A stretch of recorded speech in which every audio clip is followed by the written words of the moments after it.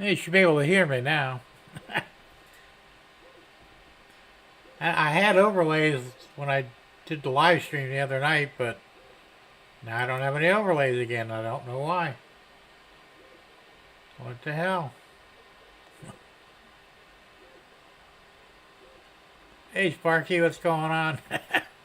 Roy, how's it going? John Benicki, how's it going? Gerald, how's it going? I'll just say hi to everybody, right? I'm not singing, sorry. Trying to get these stupid overlays to work, and I don't know why the hell it's not working. Damn it. Ah, it just pisses me off. Hey Bernard, how's it going? Boilermaker Rick, how's it going, Boilermaker? Oh man. Well, I don't know. Can't really do anything here other than that. I might have to restart everything. Maybe I got a bug in OBS, who knows. So what's going on? Anything good?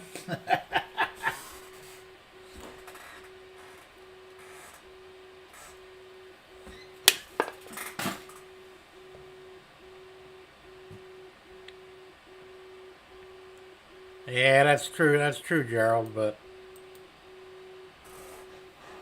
I don't know. I'm working on a, you can't really see it too well. I'm working on a, damn it, I lost my train of thought. I'm printing an Amtrak passenger car. I don't know if it'll work, but it's worth a try. No, same cameras.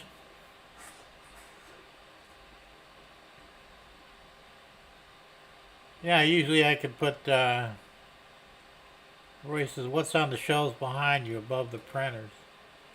I got a lot of stuff up there. I've got the, those wooden toys that you put together. Got a semi up there, a 57 Chevy, a couple of locomotives. That's what I do when I get really bored. I buy things to put together. Hey Mark Poindexter, how you doing?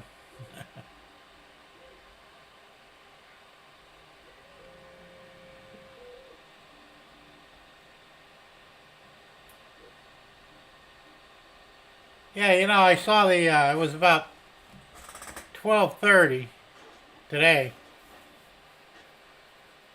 just after lunchtime, and the sugar line went through pulling passenger cars. I couldn't get out there quick enough with a camera to do a little rail fanning, but they must be running the, that's right, they are running the passenger tourist thing going on right now. It was pretty cool to watch. They got two painted with the sugar line colors, and then the other two were something else.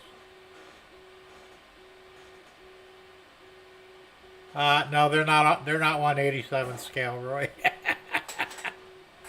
I don't know what the hell the scale is on them. Mark says he's been rubbernecking, huh? Yeah, that sounds like a personal problem. Bernard says everybody's got to have a shoebox on their shelf. There you go.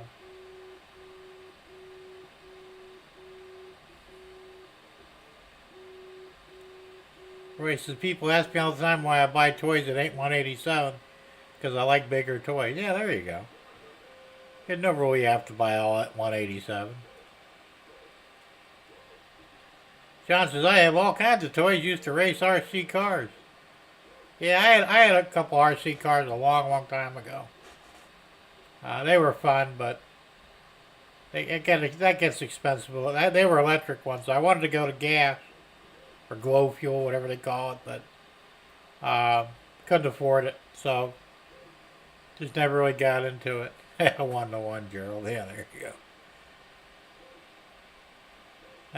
You know, it's funny, Ray, because I got on YouTube and I watched some of his videos from like back when he had a full head of hair and all, and he was real young, and he did the hippy dippy weatherman. It was funny. George Carlin, you just can't beat the guy. Gerald says, I have an RC10. Okay, not sure what that is. John Benicki says, I raced electric ones for over 25 years. There you go. They used to have the gas-powered ones, well, glow fuel, whatever it is. Nitro, I think is the proper term. They used to have the nitro ones down in Naples. They'd meet once a week in the Winn-Dixie parking lot.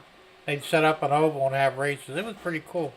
I used to go every week and watch them. I did that for about 6 months.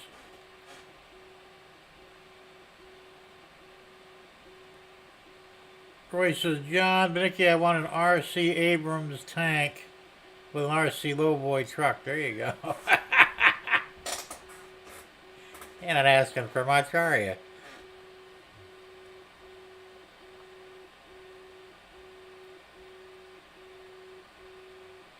Oh, man.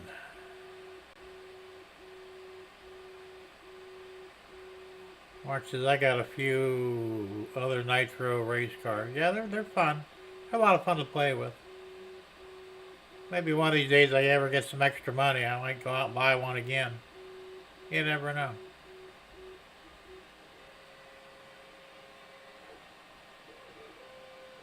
Hey, Digger, how's it going?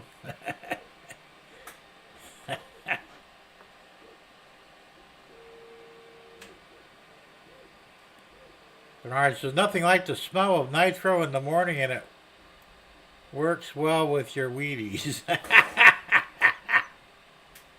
You say so.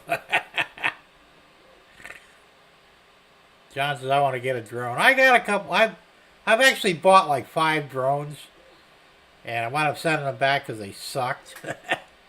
Yeah, maybe if you get a high-end one, they're good, but those cheapo ones, they ain't worth a shit. I've got a small one somewhere. It's like about this big. Ew, not that big. Got a camera on it and all, but you use it with your phone. But I'd like to get a bigger one.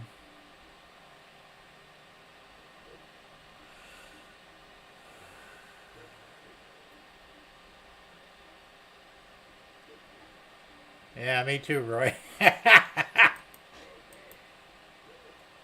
Well, I have 2 3D printers. I don't have a CNC cutter or a laser cutter. I have a laser engraver, though. That count? Yes, I enjoyed the train wreck videos the other day. Yeah, those are cool. I gotta find some more of them, probably. Hey, Dwight, how's it going? Still can't see Boilermaker. Why not? You got him blocked?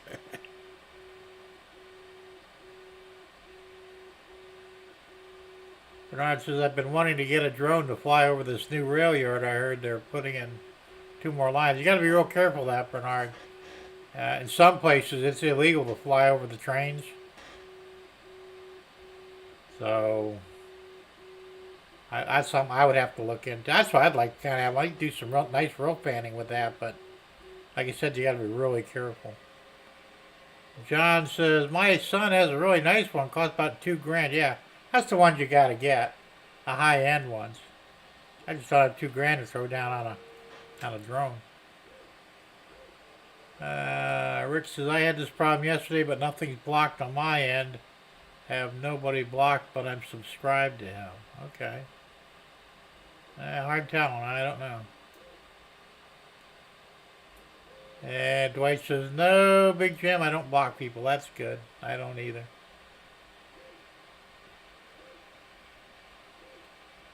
That just could be another YouTube screw-up. Who the hell knows? And Rick says he can see you today, Dwight. But he couldn't see you. Yesterday he couldn't see you. That's weird. Remember we had that problem with Ethan, too? For a while I thought he might have been a bot. He's not. But I'd be able to see him and nobody else could see him in the chat. It was weird. And then all of a sudden it corrected itself. Now everybody can see him again. So I don't know what the hell is going on there. And Roy said, Dwight, I had that issue with not being able to see fork and spoon on a few different lives. Yeah, he said it's got to be a It's probably a YouTube screw up, I'd imagine. John says, some of my friends are real fan with their drones, just have to be careful. Yeah, definitely, because you don't want to get busted for that shit, man.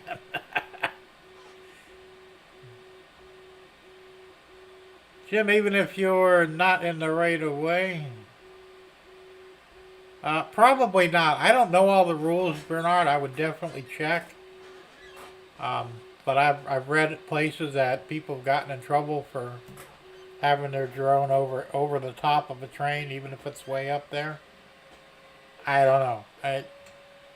You know, there's been a lot of shit lately with drone use, so you can't go within, was it 100 foot or 300 foot of a tall building, and you're not supposed to really go over people's houses. It's kind of asinine when you think about it. But like I said, out here where I live, it's kind of out in the country, so I don't really have to worry about that. But I don't have the money to get a decent drone. Roy said flying over could be considered trespassing. Yeah, or worse. Yeah, they might throw you in Gitmo as a terrorist spy, right? Who knows? I said I would definitely check on it before I do it. Rick says Missouri and Wyoming real fan. He puts his above the train, but it's I think way high. Yeah, I'm sure there's probably a ceiling that you have to stay above. Like I said, I really don't know. But like I said, you should check the rules. Ron says never did we have a problem back with my planes FA has gone bonkers. Well, is that one guy that fucks everyone? Yeah, I hear you. I know there's a lot of rules with aircraft too, but it seems like they're a lot worse with the drones.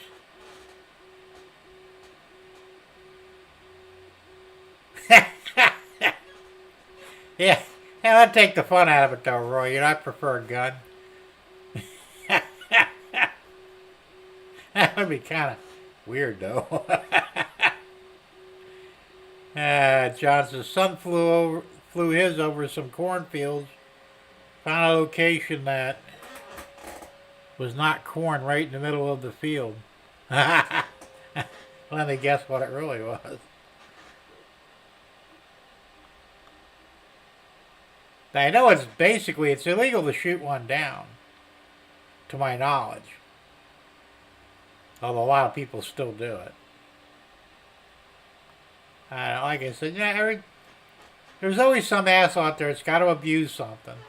And that's what happened, because some of the perverts were buying drones so they could peep in windows, like 4 or 5 stories up where nobody would really even consider that being an issue. Till they got caught, and then I was like, oh my god, we got to do something about these drones. Yeah, I figured as much, Ray, a weed patch.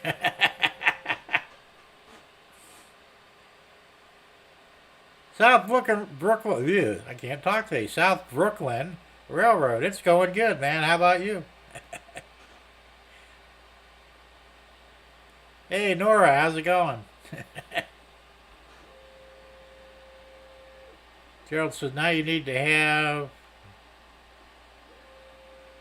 an ID transponder on your drone now. Yeah, an ID transponder on your drone. Yeah, I believe you do. As a matter of fact, I've read that somewhere too.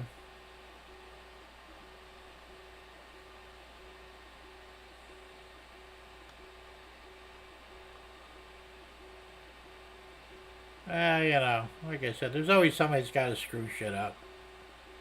South Brooklyn just had his knee replaced. Lucky you. Are you back to normal now? I mean, you gone through all the rehab and all that? My mother-in-law had both hers done, one at a time, of course, and I know a few other people have had it done too. It's pretty simple surgery nowadays. Not like the old days where they literally tore you apart and rebuilt you. Hey Joe, what's going on? No, it's not Thursday. I'm screwing around with testing again. Hey, what else do I got to do, right? Yeah, Roy says it's a time warp, Joe. Sure it is. Are you just starting PT South Brooklyn? Yeah, that's the worst part of it. After all that's done, you'll be fine. You'll be real happy. You'll be able to walk without any pain.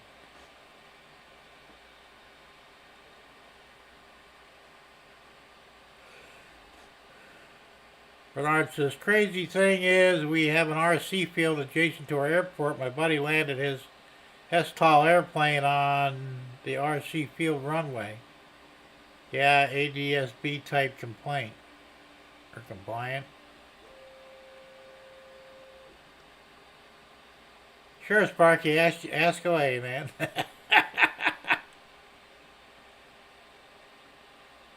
Along with shoulder and neck. Yeah, that's not fun. Testing 1, 2, 3. Now, audio is good. I never have a problem with audio. It's just stupid stuff. What's the orange thing over on the layout? The orange thing. You mean up on the shelf?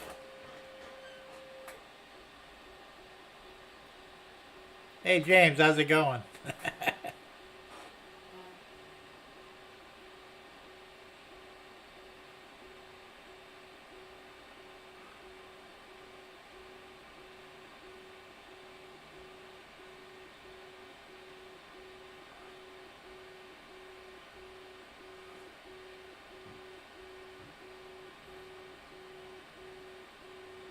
On the layout over your left shoulder.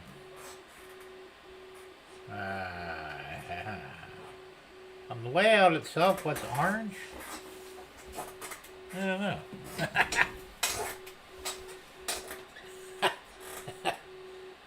If you see it, let me know. And I've got a BNSF, I've got a pumpkin. Ew. Up there. Oh, right there. That I'm working on. I got to put a decoder in it. That's the only orange thing I can see that you're talking about. Other than, well, you're talking about that sign that says no stupid people.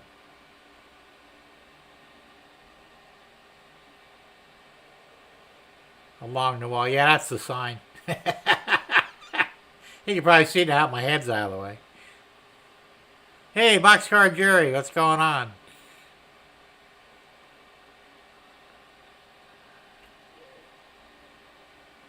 I'm already behind on the chat. Never happens. On the layout down the wall. I saw it earlier, but not now. Huh. That's weird. The hell I got here, it's orange. Maybe you're talking about the, let me swing over here a little bit more. Are you talking about that right there? That's a container crane. That's about the only other orange thing I've got there. Sparky, I'm not ignoring you. I'm just kind of trying to get caught up with the stream real quick. I don't, I think I know what you're referencing, and I've got questions myself, but I think we should all act a little more like adults and not worry about such things, especially if it's based on rumor. Possibly, I don't know. That's something I would like to talk to a few of you guys about privately, and at some point I may do that. So I would ask that you try and keep things as civil as possible. After all, we are a community group here, and we should all be getting along.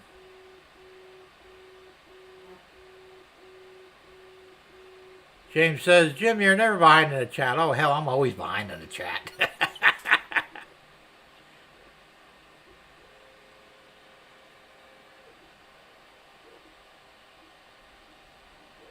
Digger says, not rumors. I don't know. It's just, I've talked to Dwight about this. I talked to Tom Grassi about this. And I think next I'm going to give Pappy a call because I want to see what he's got to say about it. But other than that, I'm just, No harm to me, so I'm not worried about it.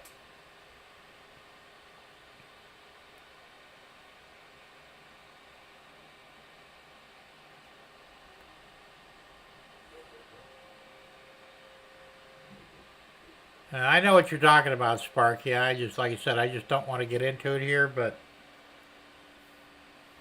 I'd like to find out more. But even then, like I said, unless it affects me personally, I tend to give everybody a fair shot. I'm not going to be judgmental. So, you know,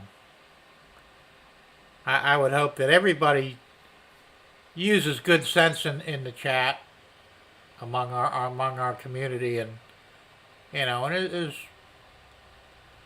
respectable to everybody else. That's all I can say.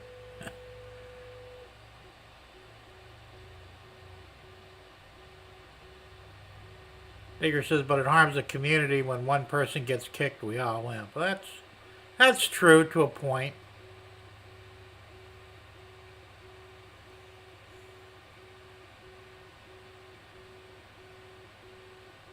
And Bernard says, that's bullshit. Some keyboard warrior sounds like he's been making the rounds. I don't know.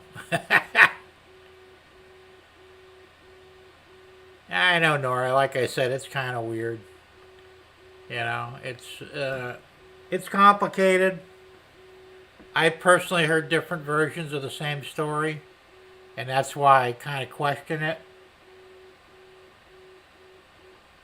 So, like I said, I want to get along with everybody. I like all you guys. I have no problem with anybody. And, we'll all have disagreements from time to time. That's normal. But it should never go beyond that.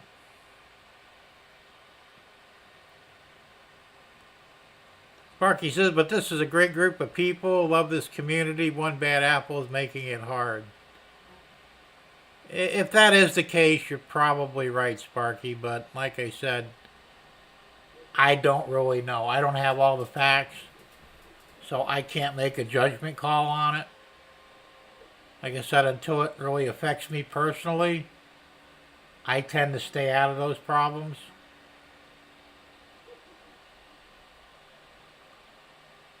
Hey Nora, it's not a problem. I know we all got to do our own thing every now and then. No, you're not the first one to kind of drop off the map a little bit and then pop back in later on. It's cool. Everybody's got to do their thing. Jerry says there's only one version. The truth will set you free. Well, I hope so, Jerry. Like I said, I've heard a couple of different versions, so I don't know. That's why I said when you start getting different versions of the same story, you got to wonder how much of it's actually true and how much of it's just senseless rumor,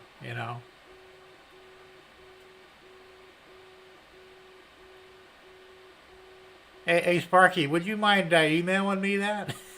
If you don't mind, I'd like to see it. Just out of curiosity. It sounds bad.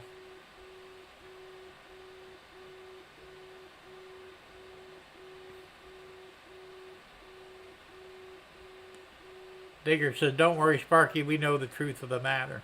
I hear you. Nora says, I'm still here. That's a good thing, Nora. And Joe says you can always block the guy, so, whoever it may be.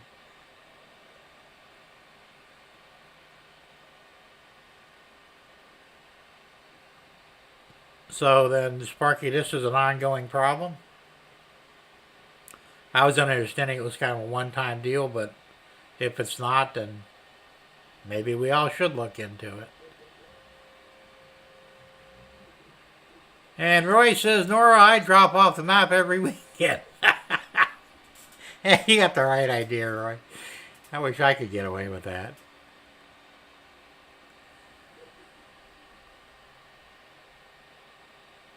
Bernard says, I told him that Jerry, I didn't know she was married. Who's she?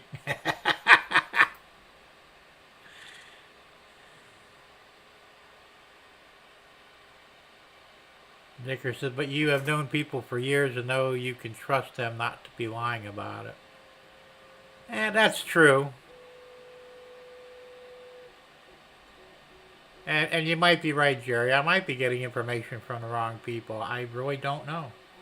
Like I said,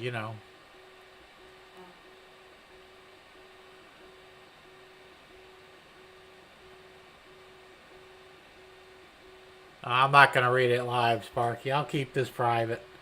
Um, I know you guys really want me to say that, but let me look at it first, and I may bring it. I may bring it up on the live stream come Thursday.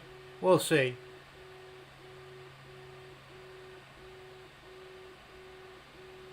The truth got me asking. Well, could you at least give me 3 steps after the song? Give me 3 steps. Give me 3 steps. Yeah, shit. There you go. You got me singing. Damn it. Oh shit. Roy says I'm usually home on the weekends, so I don't get online much, but I'm stuck in the truck this weekend. Damn snow-packed roads. It had to snow today. That sucks.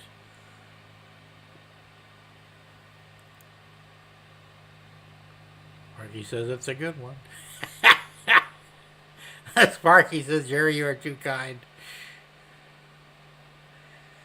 I don't know, guys. It's weird. The last thing I would have expected, really, to be honest with you. You know. We'll see. I'm going to read it after I get off of this thing. I'm not going to... Well, let me take a peek at it anyway. Let's see. Open that up. Outlook.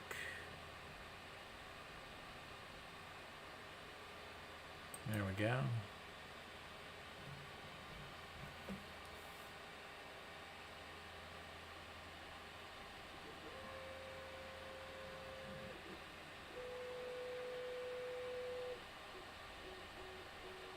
Huh.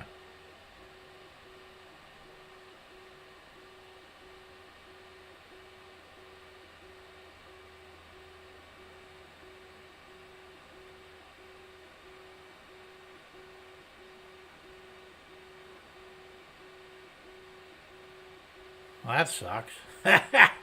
Yeah, I'm not gonna read that publicly, but that was an interesting read.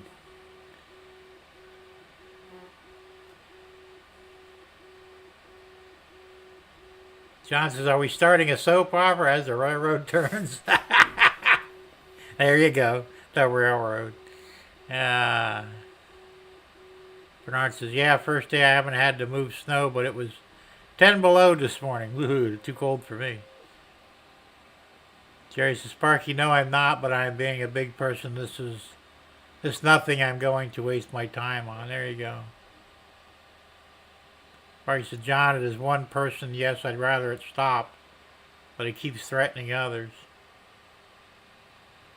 See, now, I've heard that too, and I was warned that this person might threaten me as well.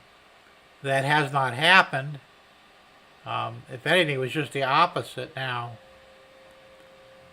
I can't say I know what this person's motives are, but, like I said, until somebody kind of, gets on gets up my ass, I'm really not too worried about it.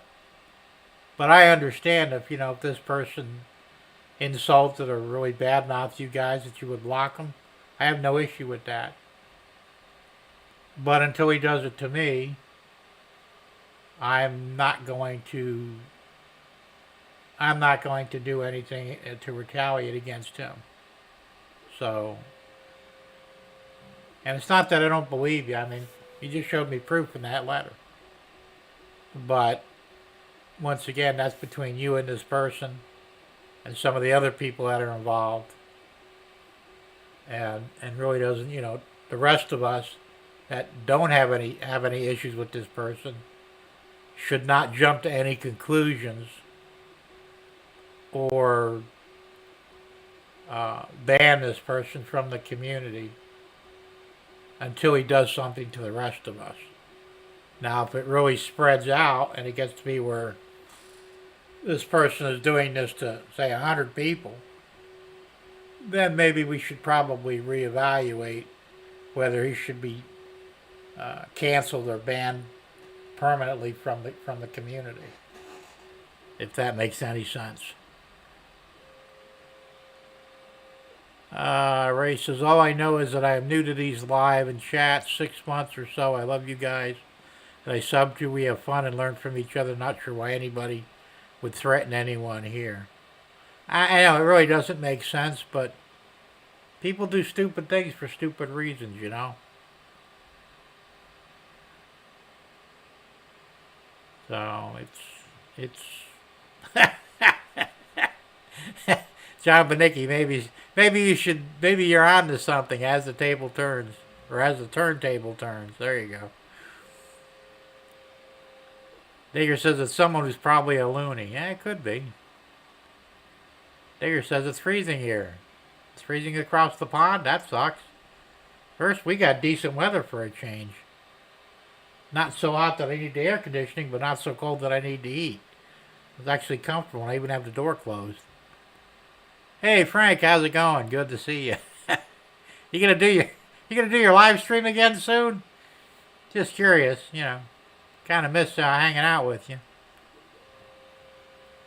Digger says one person is too many.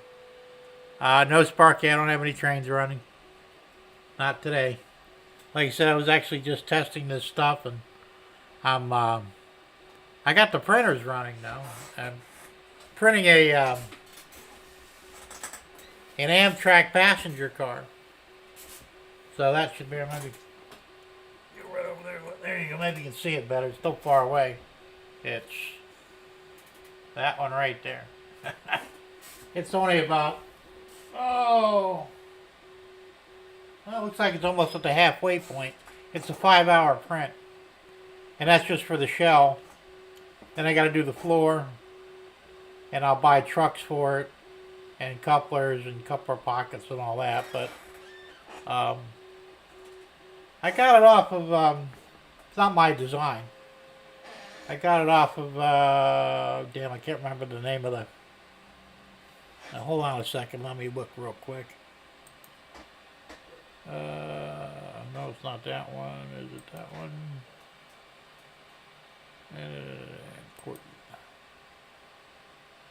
From Colts.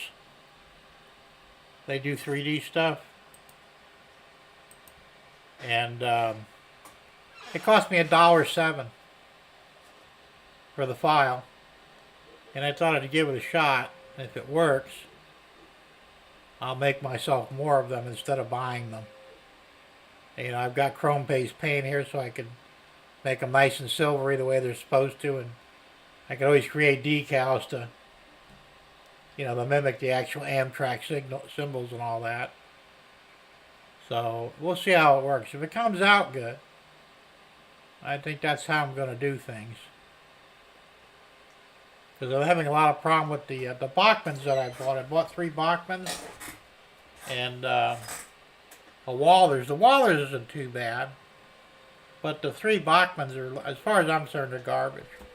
You know, I bought them used and I got them cheap, but I think I'm probably going to resell them and find some other sucker to buy them.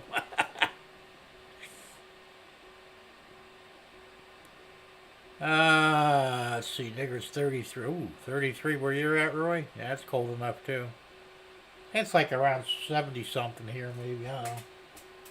No, it's got to be over 80 because it's 85 in the room, and it's probably just a tiny bit cooler outside, maybe. I'm well insulated here, so it's hard to tell. Frank says he's thinking of buying a large Elegoo Neptune 3 Plus 3D printer. Any thoughts?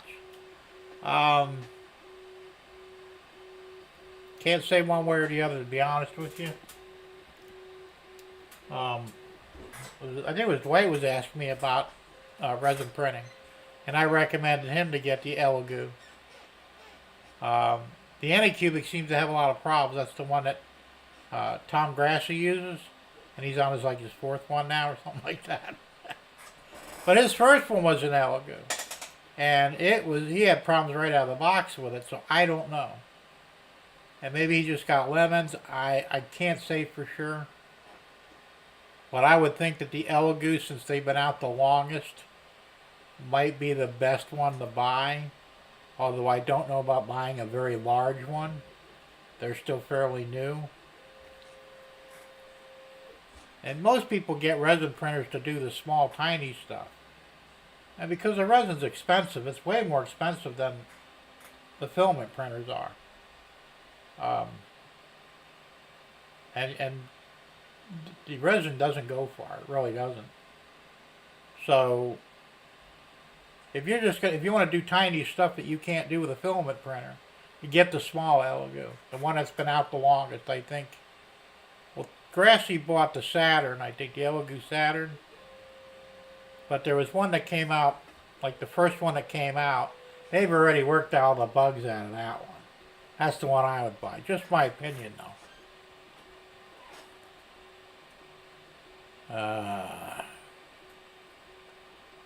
Jerry says, exactly, Jim. I'm not bringing the issues I have with the person to the rest of it by naming him.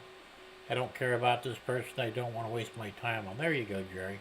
That's the best thing to do, is just let it go and move on and continue with the good people, right? Ray says his $25 Christmas set broke on New Year's. Whose Christmas set? Frank says, yes, I will. Okay, Frank. I'll hold you to that. Dwight says, the problem is he keeps posting stuff about us on his community page now, but he deletes it all now, and he is supposed to be a man of God. You know, I went on his site yesterday, just out of curiosity, and he does have some stuff on his community page. It wasn't terribly bad, but probably not as good. It wasn't good either. You know what I'm saying?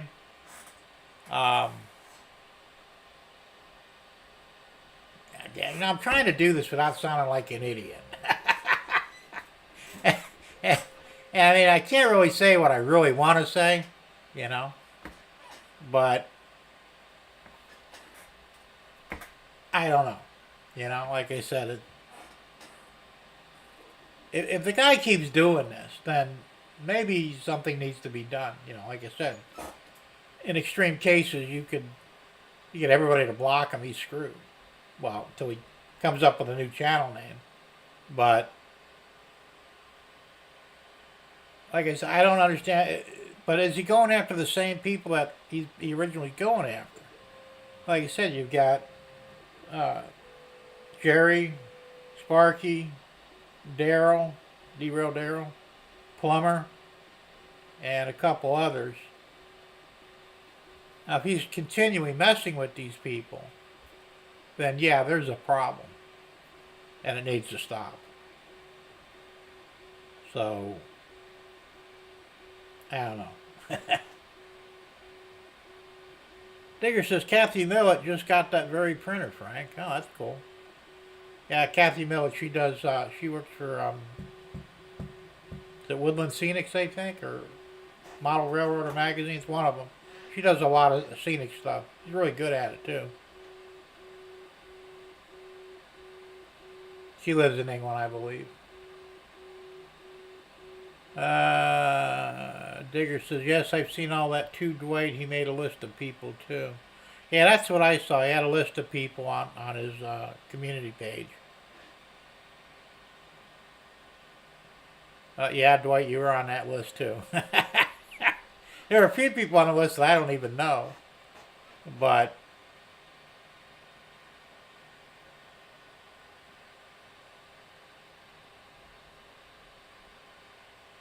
Rod says, okay, Digger, she's sure a credible source.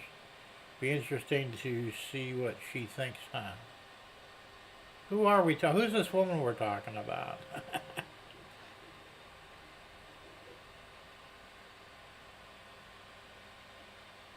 Bernard says, I like BTO, Jim. What the hell's BTO? Come on, guys.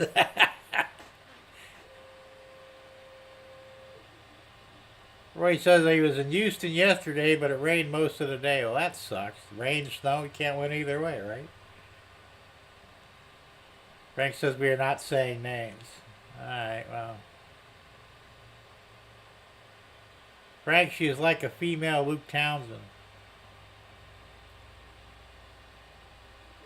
Who the hell is Luke Townsend? Hey, Tom Grassy, how's it going?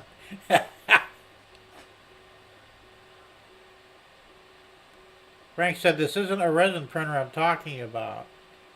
It sounds like a resin printer. If it's not a resin printer, I would stick with the Anycubic then.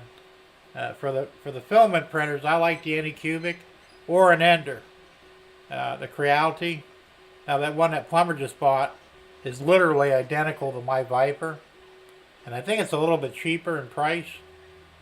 I would suggest getting that one or getting the one like I got. And the one I like mine because I have a flexible bed.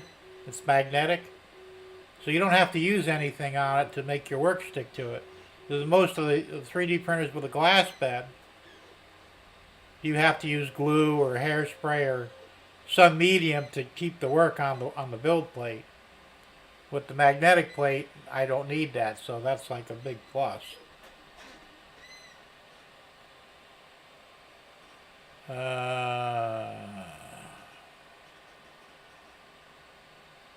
see.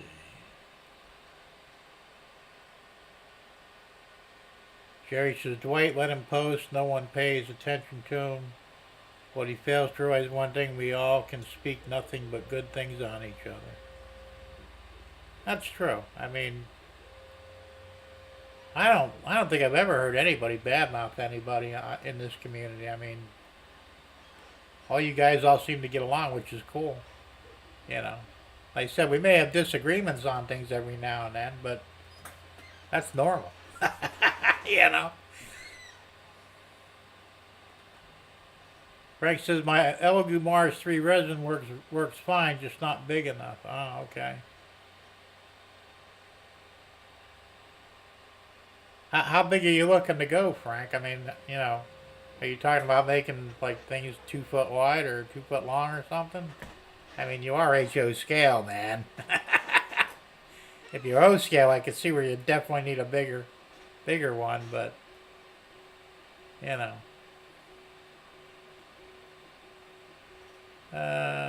Dwight, a pumpkin, jack-o'-lantern, new scale trains. Ah, okay. Frank says, I have a Mars 3 resin, it's great, but I'm looking at the Neptune Plus filament for bigger stuff. I wasn't aware they made a filament printer. Well, that's up to you. Like I said, I can only, you ask my opinion, I give it to you, so, you know, but, and a lot of guys, if they're working with a specific brand and it works well for them, they'll stay with it, and I don't blame them. I would do the same thing. So, you know, yeah, give it a shot. If it don't work, you know, you send it back, right?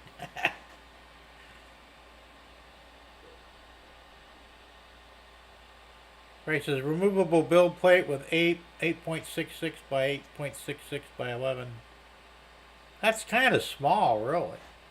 Mine's I think almost 10 square, 10 wide, 10 long, and I think 12 inches tall. They do it in metric. The metric is it's 250 wide, 250 deep, and 270 or 280 tall. So it's a little bit bigger than that.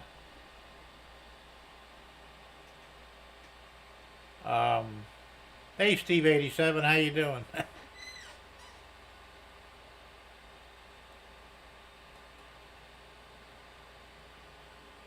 Well, that's true. So far, I think I've got the bugs worked out of the Viper. Like I said, there's a design flaw with the main control cable that goes into the printer head or hot end.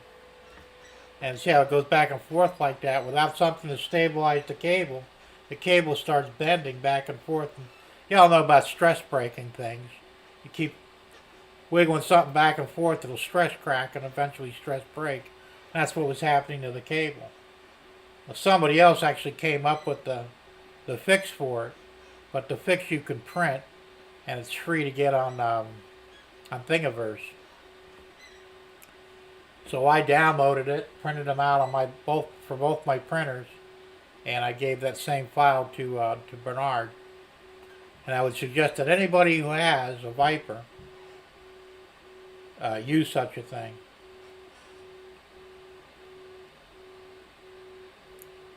Sparky says, Jim, I hit the block chat on this person and hit block from channel, so you might want to check your banned people and unblock him, or you will get an email from him soon.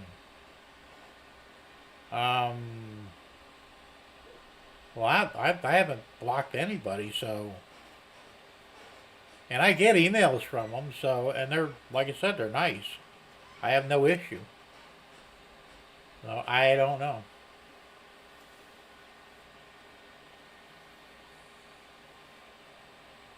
John says, too many keyboard warriors. I will not post something I would not say to your face. Amen to that, John. I'm the same way. If I got an issue with you, I'll look you right in the eye and tell it to you. I don't hide behind a keyboard, you know. But not everybody does that, so, you know. Hey, Eagle Creek, how you doing? Just dropping in as on break and work. You're working on Saturday? That sucks.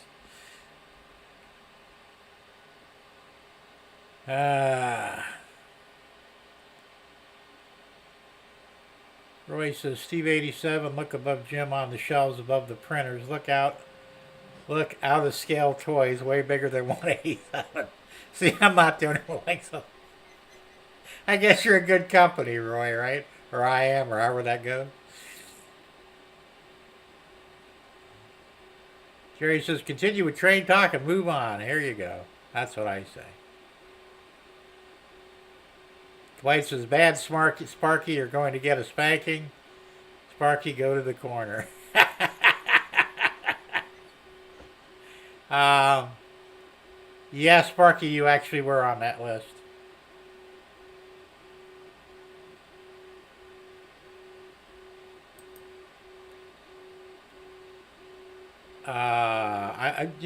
There's a couple things I want to say.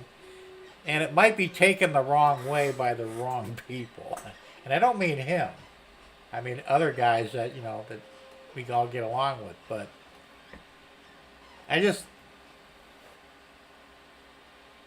did you notice anything different about him? Let me put it that way.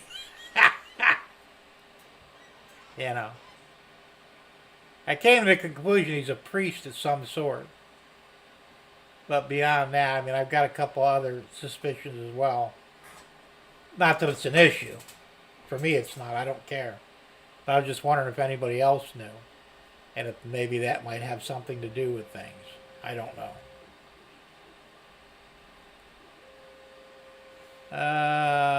Jerry says, at least my name was a hot link and people came to sub to my channel. There you go.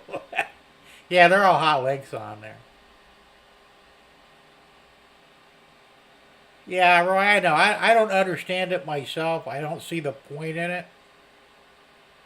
It just seems like it's over and above what's really, well, if I have a problem with someone, and even if it gets to the point where I'm not going to get along with that person or vice versa, I'm not going to go out of my way to try and make this person look bad or, tell all his friends about.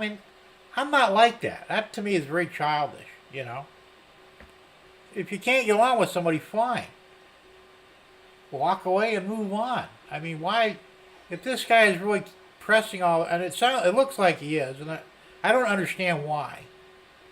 I would really like to talk to him. I don't know if he would or not face me on it, but I'd like to find out what his thought rationale is for doing these things, because it's not helping him any.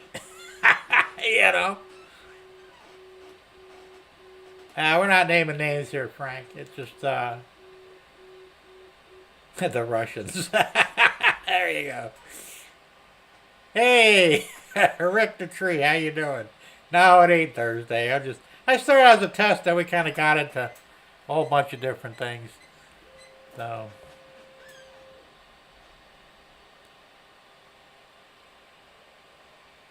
Steve says, Sparky, you just need to get a vehicle for May. Don't you have a vehicle? You don't have a car? That's not good. Gotta have a car.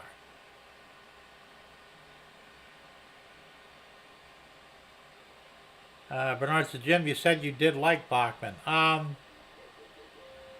Some of their stuff is good.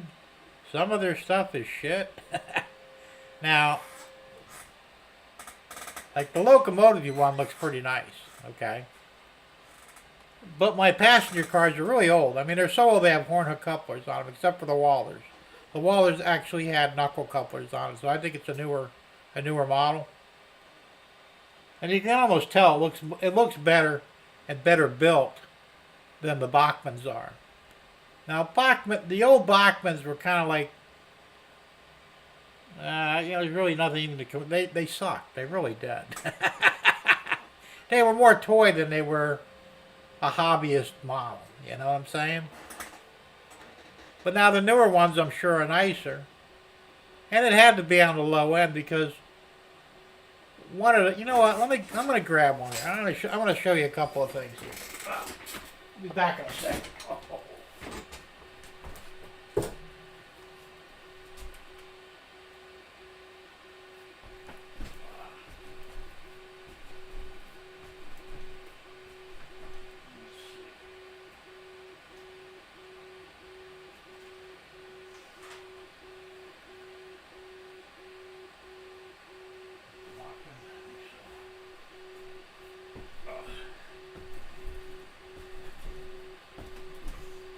Alright, I'm back.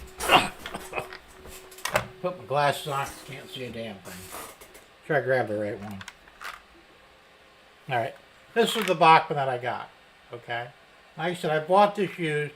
Now I changed the couplers on it already. It had horn hooks on it. But one of the biggest problems I got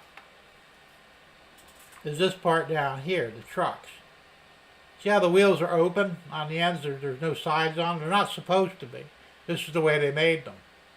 And actually the Wallers is the same way. Now some of the newer stuff has an enclosed truck like you'd see on a normal train car. These do not spin well. If I put this on the track and push it, it goes about 4 or 5 inches and then stops. It doesn't free roll at all, which is a real problem.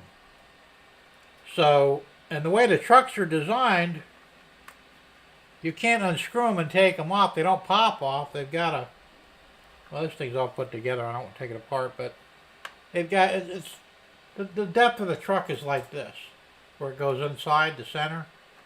It's a stupid setup. That's why I thought if I could print my own, I could at least use the interiors in this, because it does have an interior. And I'll buy trucks with the contacts on them, and I'll go ahead and LED light the inside of it. So that's my issue with this. And this, like I said, this is an old low-end Bachman. I'm sure Bachman makes better stuff nowadays, but you know, a new one of these cars are about 80, 90 bucks. And a lot of them aren't even lighted. You want to light them, so now you're throwing a bunch more money into it. Steve says, did you see any cubics on sale as low as 188? Yeah, they do have a lower budget, lower models. I don't know if I'd buy one or not. The only two models that I really like and that I see that are useful is the Viper and the Cobra Plus. The Cobra Plus is a little over $400, but it's huge. And I would have bought it, except it won't fit on my table. It's too big. The build plate's, I think, almost like 2.5 foot by 2.5 foot. It's incredibly large. I would have bought it if I had a place to put it, but I don't have a place to put it. So, Tom Gray says, hey Jim, busy day, just ran 2 bus lines for my subway, took my 5 hours to get them both up to the 3rd level. Better you than me. That's good anyway though, you're making progress. Has anybody heard from Plumber? As of Thursday, I haven't. I mean, I haven't, period, but some of you guys said that he got out of the hospital, he was doing well. So we'll just have to wait and see, but I'm sure he'll be okay. Keep praying for him either way because, you know, hey, he's one of our brothers. So,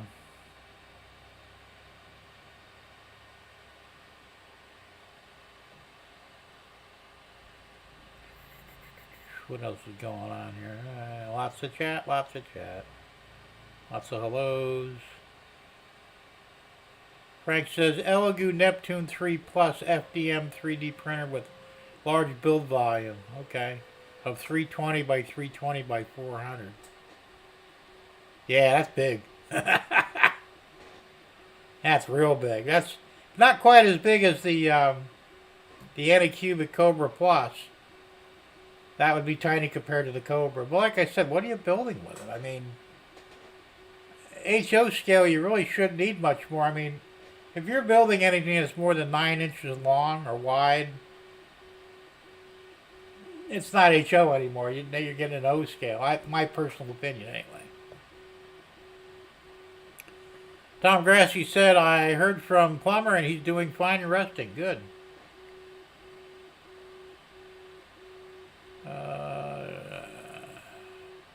Roy's taking Nancy, or no. Steve is taking Nancy to a train show tomorrow. Cool.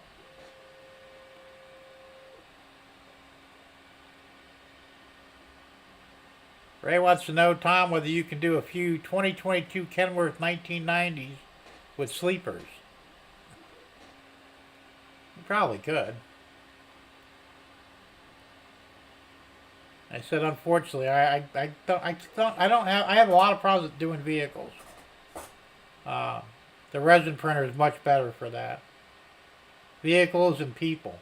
When HO scale people, well, you saw Artie. He did the one-legged call girl there, or whatever she was. James said he was chatting with Plumber today. That's cool. James says he's in good spirits. Excellent, absolutely, that's good.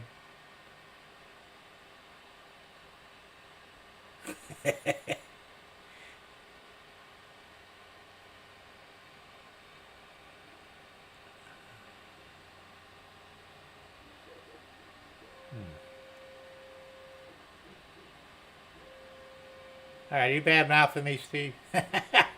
I use Matchbox cars on my layout too.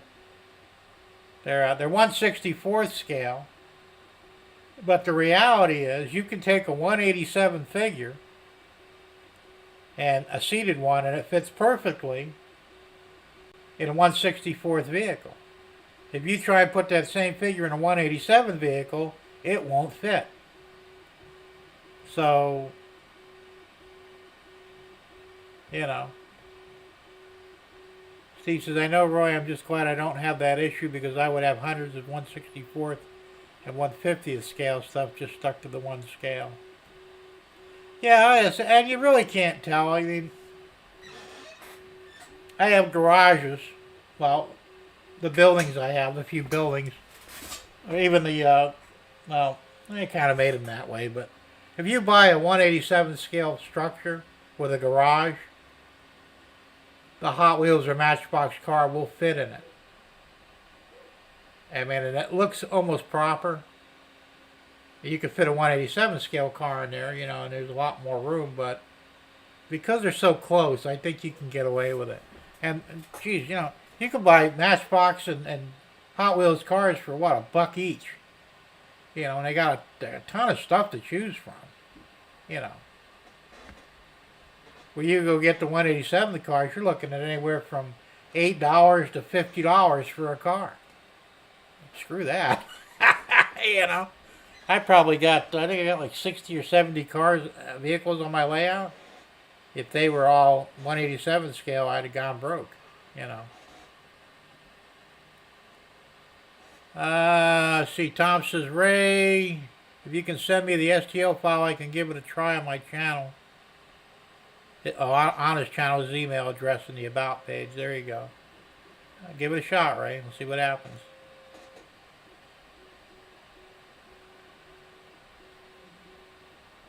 Steve says, that's one thing I have, or Roy says, Steve, that's one thing that I have issues with when there are good HO scale cars and vehicles out there. Yeah, there are, but they're just so damn expensive. I mean, why are the 187 cars so much more expensive than the 164th? You know? And like I said, I don't think they're technically scaled right anyway. Something's not. If a 187 scale person will fit perfectly in a 164th scale car or truck, but not a 187 scale car or truck, the scale's off on either the person or the car. It has to be.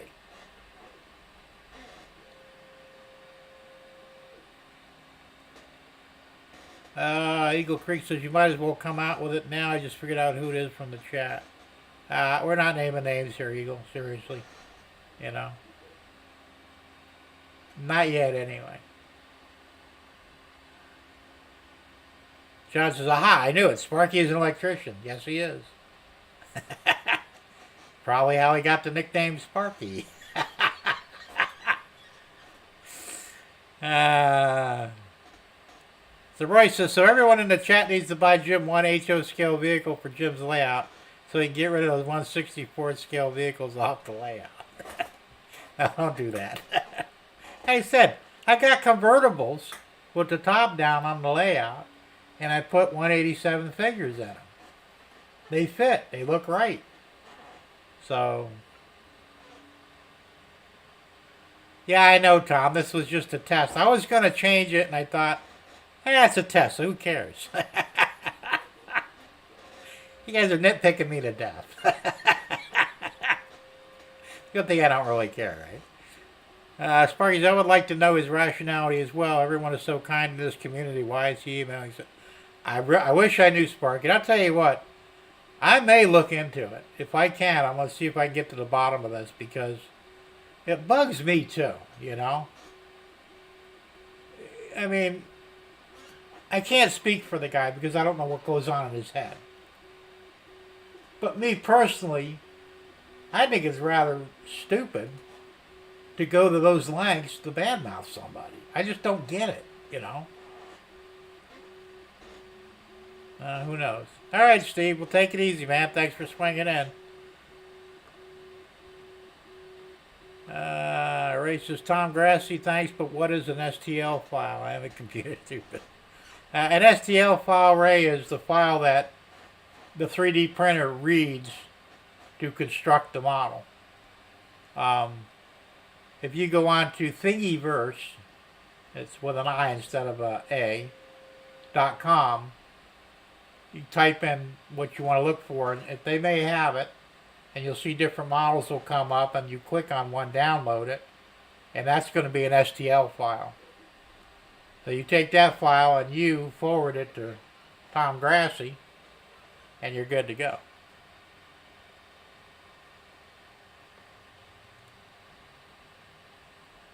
Roy says, John, Sparky got jolted. He thinks he's an electrician. I'll tell you what.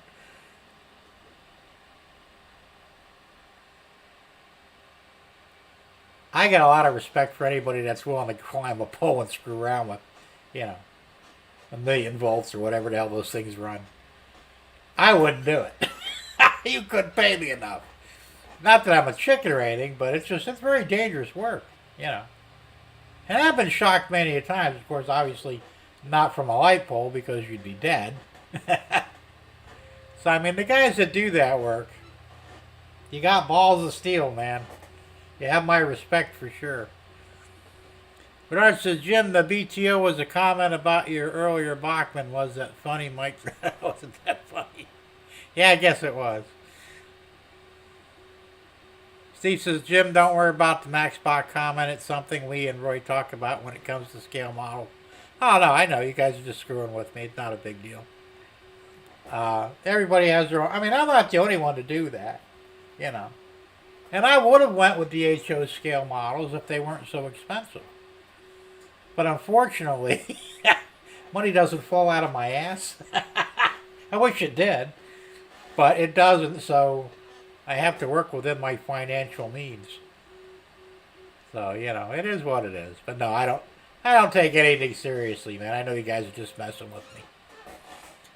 There you go. Tom said it better than I did, I guess. Ray, the STL file is the image of the model you wish to print. That was the simplified version of what I said.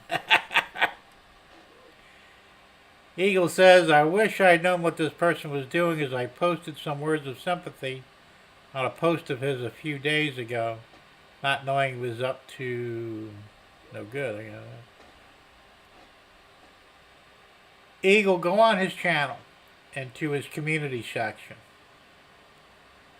It doesn't explain everything, but it does give you a little insight as to what everybody's talking about. And like I said, I wouldn't be too quick to judge this guy. I don't know the whole story. I know some of the story. I'm not impressed with the story. I mean, as far as it's not a good thing, but you have to use your own judgment, And like I said, we're supposed to be a community here, and we need to act like one. And if someone gets out of line, well, we got two choices. We can either bring them back in line, or we can shit can them. And that's up to him, But those are your two choices. Get along or don't.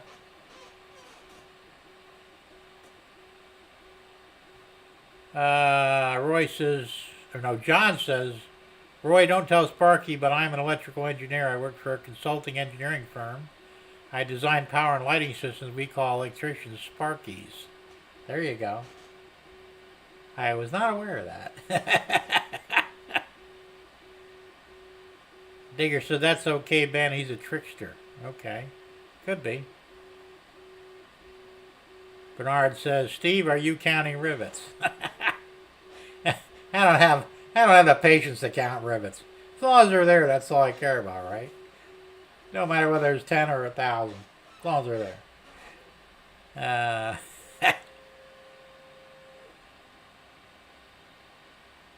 Jerry says, Eagle Creek, best you don't get drug in it. That's probably true, too.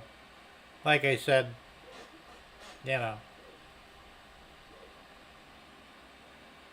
Eagle said, John Benicki, there's a few of us about mind.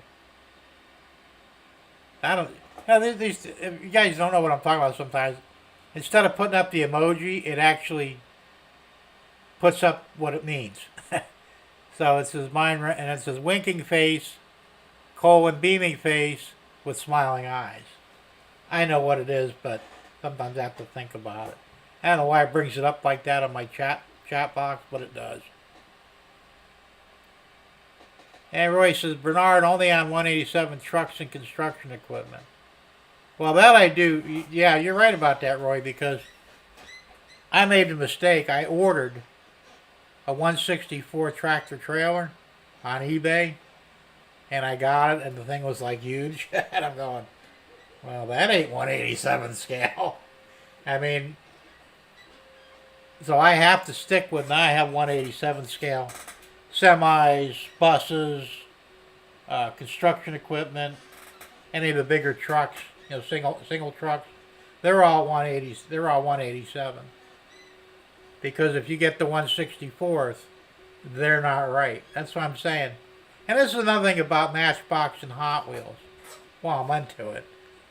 You can buy two Hot Wheels cars, for example. And I did this because I bought, without thinking, even though I saw them in person on separate occasions, I bought a Pontiac Fiero, and I bought a, I think it was a Camaro, one of the newer Camaros. And the Camaro looked tiny compared to the Fiero. The Fiero was out of scale.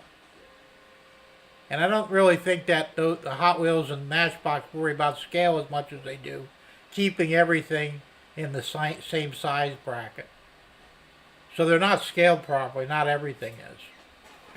So you have to look at that too when you're messing with it. Bronze, wow, that is huge, Jim. 2x2. What's 2x2?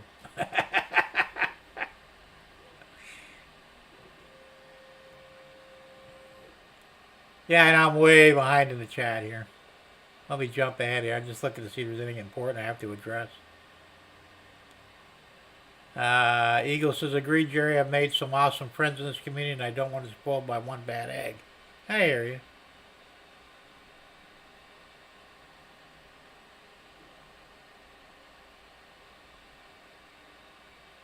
Roy says, Bernard Athern will be coming out with some good older model trucks and trailers. That's cool.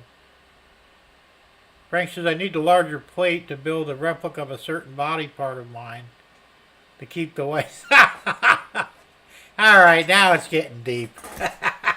And I left my damn shit kick. I left my wading boots at the house. Good one there, Frank. Good one.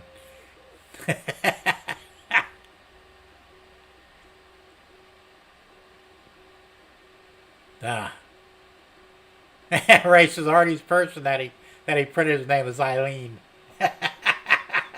One leg, Eileen, yeah. Another bad joke. It must be bad joke day. Yeah, you're right, Roy. Some of the 64 scale toys are too big for HO. I said you have to use judgment when you buy stuff. And this is the problem that you run into. The scales are not proper.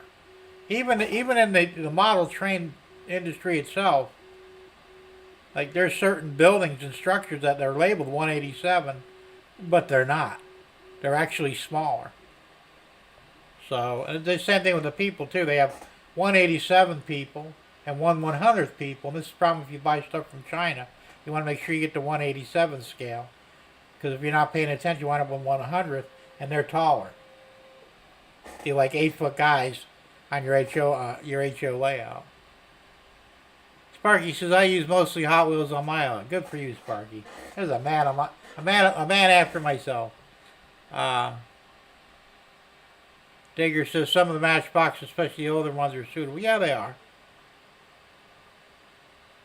Only till you smash them for the junkyard scene. There you go. Right. That's a good idea, actually. James says, Sparky, I use trains on my layout. Everybody's a comedian. Gerald says, I got a cool pickup truck at Dollar Tree for $1.25. Yeah, there you go.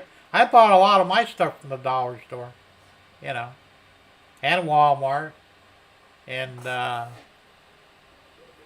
wherever else, where anybody else, might sell. Publix actually has some.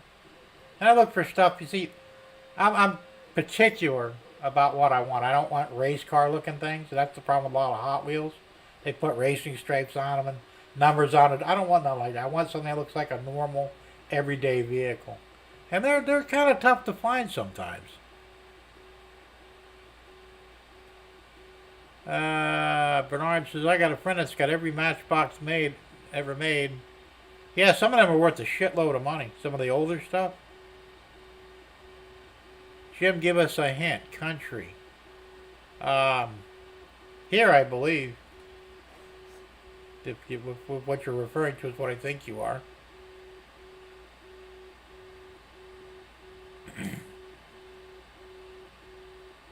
Well, that's true, Roy. You're going to get better details. I mean, some of the stuff I actually went ahead and, like, I bought the Ford Ranger, and that was Matchbox. I had to repaint it to match my real Ranger, and I had paint the bed liner black, and yeah, I did tail lights, headlights. I did it up real nice because the original model had no detail at all on it hardly. So, but I paid a lot for that. That was hard to find. I think I paid $15 for that thing, and nobody actually made one in 187 scale either. So that was another thing. It was hard to find even in 1/64 scale. Because mine's an 03, and they had some of the brand new ones that you can get, or some of the real old ones like in the 90s, and I wanted something that was close to what I have. So the one I bought, I think actually is an 03 or reflection 03 model. Roy says, Ray, smash them with 64th scale Bigfoot trucks. There you go. Alright, let me jump that. Oh, man, I really was behind. Let me jump way. I'm just going to skip over everything. Gerald says, 100 people are just shorter. No, they're not shorter. They're taller. I got a couple of them in here. I made that mistake. I bought. Oh, wait a minute. 97. Yeah, technically they should be smaller, shouldn't they? But they're not. They're taller. I don't know about that.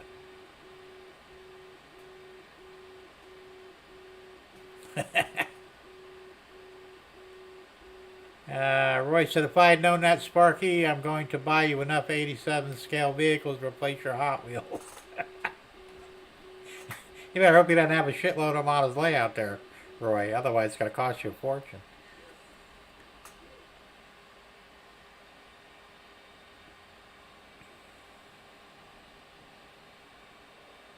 Now, bummer. Bernard says, our local co-op had a big selection of cast farm and heavy-duty dirt movers. They look close to 187 scale, but I waited till after Christmas. They sold a whole lot of them, and now can't get them. That sucked.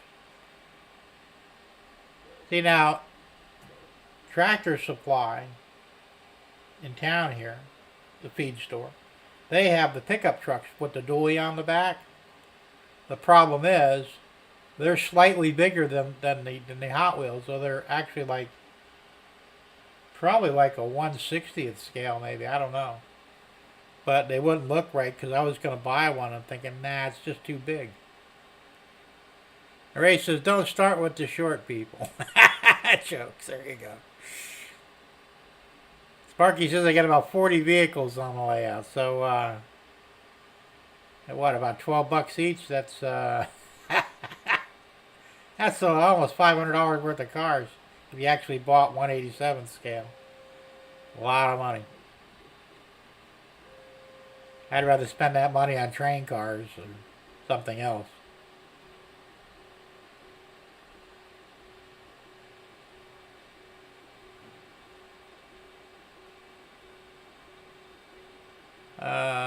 Majorette did something really nice, big rigs. I wasn't aware of that. Gerald says he who hesitates loses. That's true.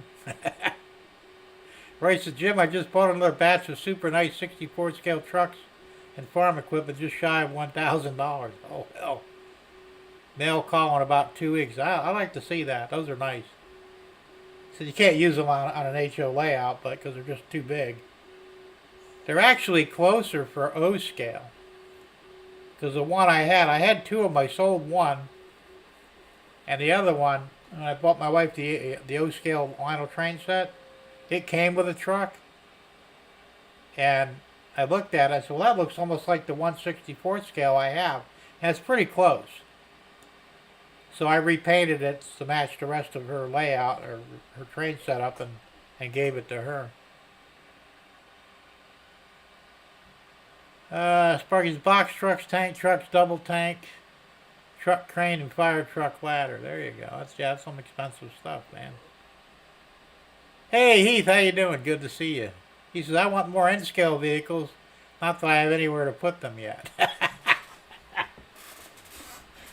You really don't there, Heath. I mean, you got mostly track down there. That's it. Containers Royce's S scale. Okay, yeah, that makes sense. O scale is 1/48.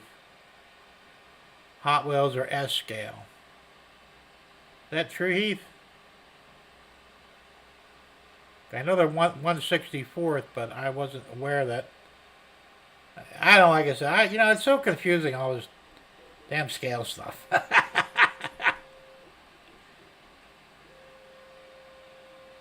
All I know is that you can put a 187 figure in a 1/64th vehicle, car anyway, Hot Wheels or Matchbox, and they work.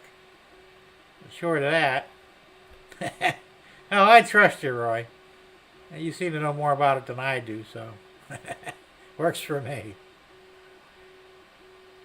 James says, Heath, do you need an elevator to your apartment expansion area? I'm not even touching that one.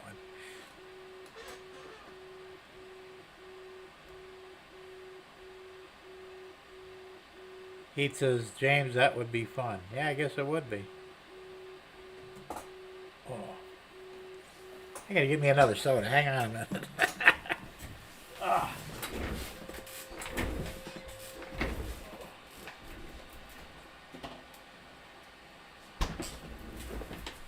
And my girder is finished. Let me restart the printer real quick.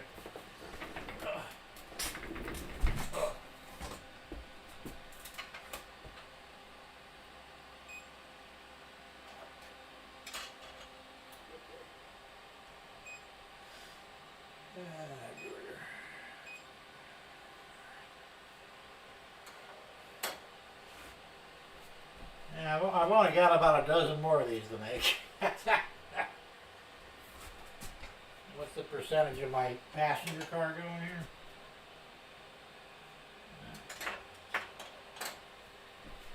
The Amtrak passenger car is at 73% finished, so we'll see. Yeah, I had to make another girder. I've got about a dozen more of these I got to make, and that should be sufficient to finish the elevated railroad, hopefully. Damn, I got way behind again. Roy said there's something wrong with that Jim. 87 person should not look right in the 60, but it does. Yeah, let me get one. I'll prove it to you. I know, it makes no sense.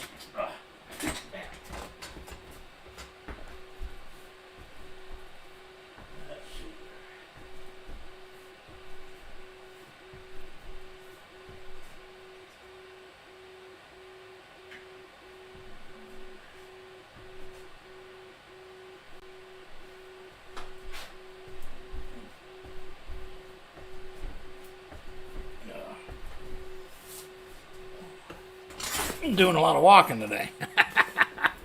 All right. I me put my glasses on. I can't see a damn thing. This is I believe it's an old Cutlass. No, it's just Chevelle. Oh yeah, I guess it is. There we go. This is a 1/64 scale car. And I have a 187 figure in there, and it fits the seat properly, and I didn't have to cut the legs or anything. It fit right down in there. And I mean, he's a little tall for the windshield, but he could be a 6-foot guy, so I don't know. It's hard to tell. But by your reckoning, no, they should not fit, but yet they do. And that's true in all the cars that I put them in.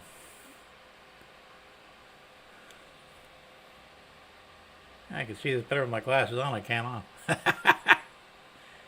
Let's see.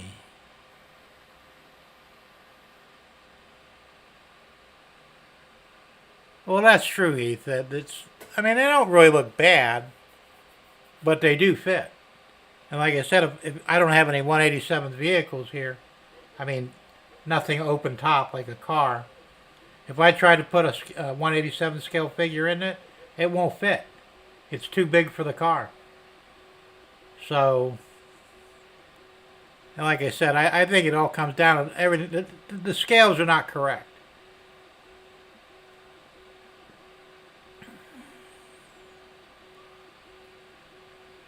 Huh. There you go. Roy said, Ray, I bought most of my JD farm tractors from Hallmark. Hathorn made them as Christmas ornaments for Hallmark. Just pull the hook out, putty close the hole. There you go.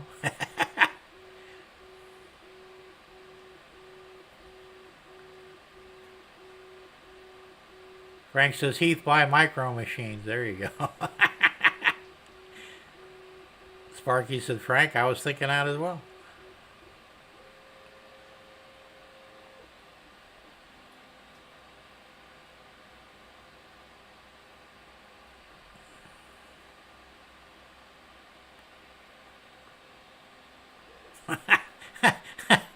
Bernard, Cutlass. Come on, the Cutlasses were nice cars, man. And they were pretty quick, too. I never owned one, but I drove a few of them from the 60s. And most of them had bigger motors in them, and they ran.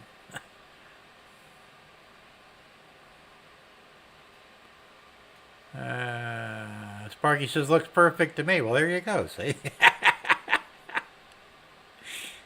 Yeah, well, yeah, they're close. Like I said, Bernard says, I gotta find my glasses. Gotta find my glasses. Yeah, I know. Well, you gotta find your glasses to find your glasses. That would be bad.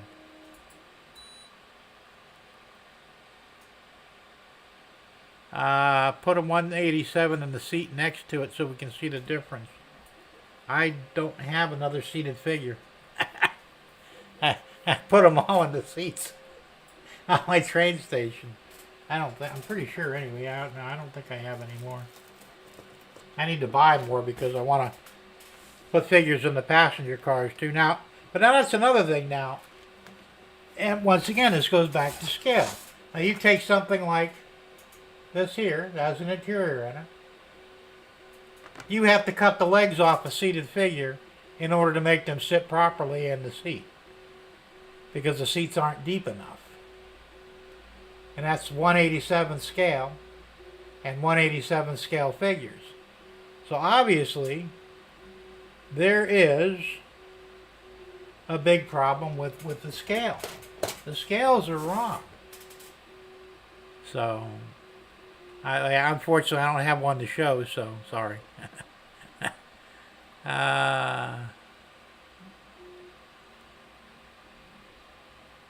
Roy says some micro machines work for N scale. Well, that would make sense because they're pretty tiny. Roy said the mini cat excavator and bulldozer works for N. There you go.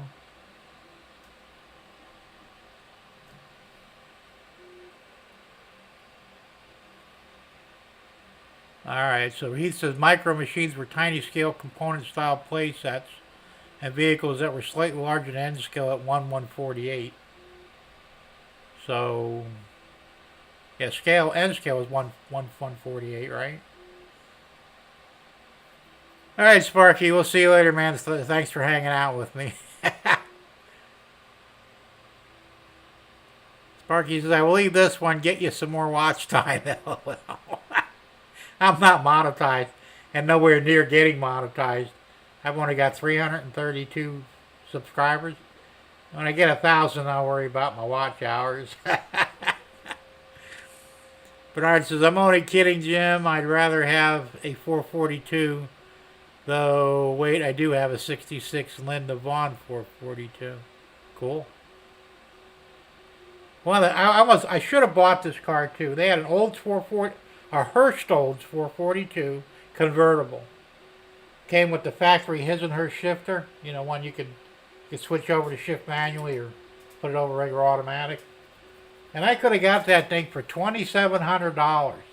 It was pristine. And this is back in like the early 80s, before everything shot through the roof.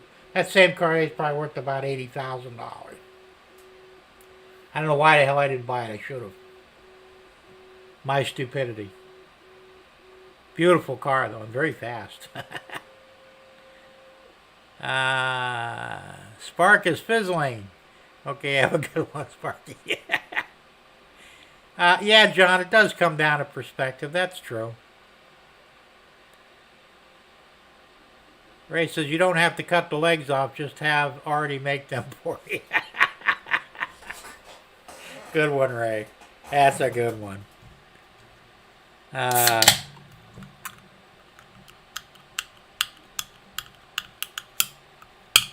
What's that now?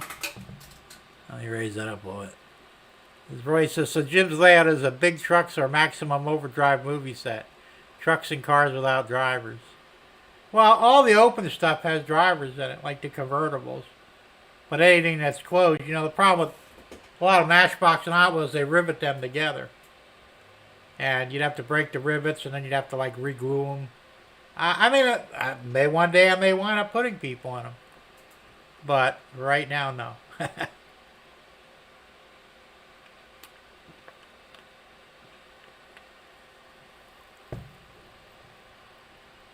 Ron says, yeah, there you go, Jim. Does anybody remember Miss Hurst as A.K. Linda Vaughn? I wasn't aware of that. But that was a beautiful car, though, man. Roy says, I still have my 68 GTO. Oh, man. Now you're making me jealous. Another beautiful car. It doesn't really matter, Bernard. 400, 455, either one will work. John said he had a 69 GTO, another beautiful car. They don't make cars like that anymore. I don't think they ever will. You know? Those cars had their own personalities. They really did. And the shit that they're turning out today, no style at all. Yeah, Roy, I've done that because I did that with the state trooper car. Because at some point I'm going to put working lights in the light bar, and I wanted to see how hard it would be to get it apart. And that's what I did, draw out the rivets, and I drew them out in a way where you got to put a little pressure to pop it apart, and then put a little pressure to keep it back so it won't fall apart. It actually stays. So worked out pretty good.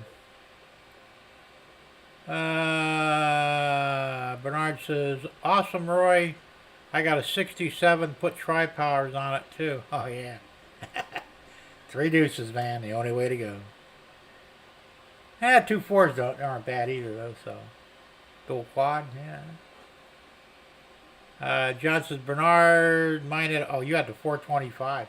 That's a running motor, man. Was that the HO motor? I had one of those. I actually acquired it. Had a broken rod in it. I wound up utilizing the heads for something else. But the block is still buried in my old house in the backyard.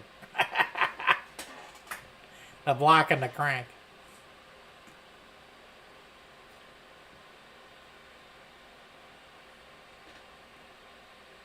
Roy said, drove it to high school for 4 years and drag raced it for 2 years and still got a race motor in it. It's not stock. Of course not. It's the only way to have it.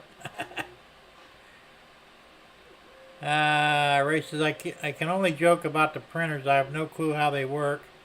I still don't know how to do 2 things at once on my phone. Well, I'm not having a lot of luck with my phone either, let me tell you. I hate them phones. But I am good with the printing, though. And Bernard says, I can't tell one manufacturer from another well, the daily drivers anyway. Oh, nowadays I know. They all look the same. They might as well just one company make all the cars because they're all the same anyway. I bet you can find a lot of parts that interchange between the companies because they're that close together. You know, minor cosmetic changes, but that's about it. The basic bodies and outer shell they're so much alike. I mean, what the hell's wrong with these car companies? Cookie cutter cars is all they are. John says, I totaled the 442, sold the GTO when the second baby was on the way. Yeah, I hear that.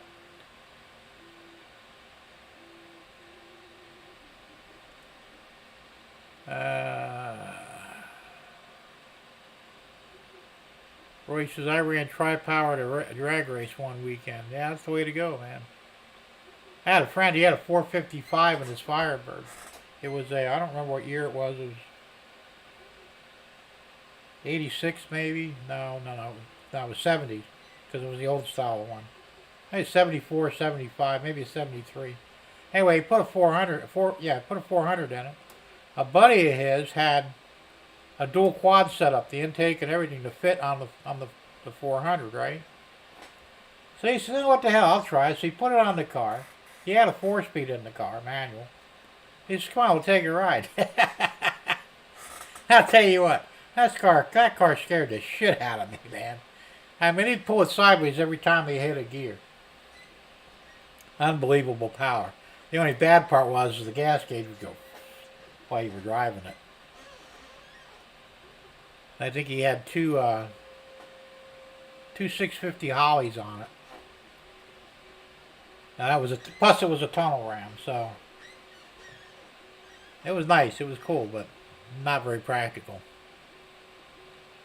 John said it was a high compression. Yeah, that's the HO, high output.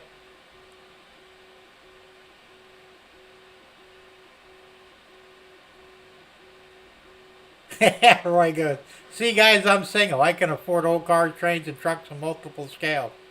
Yeah, rub it in, Roy, rub it in. Us married guys, I guess we do have our own problems.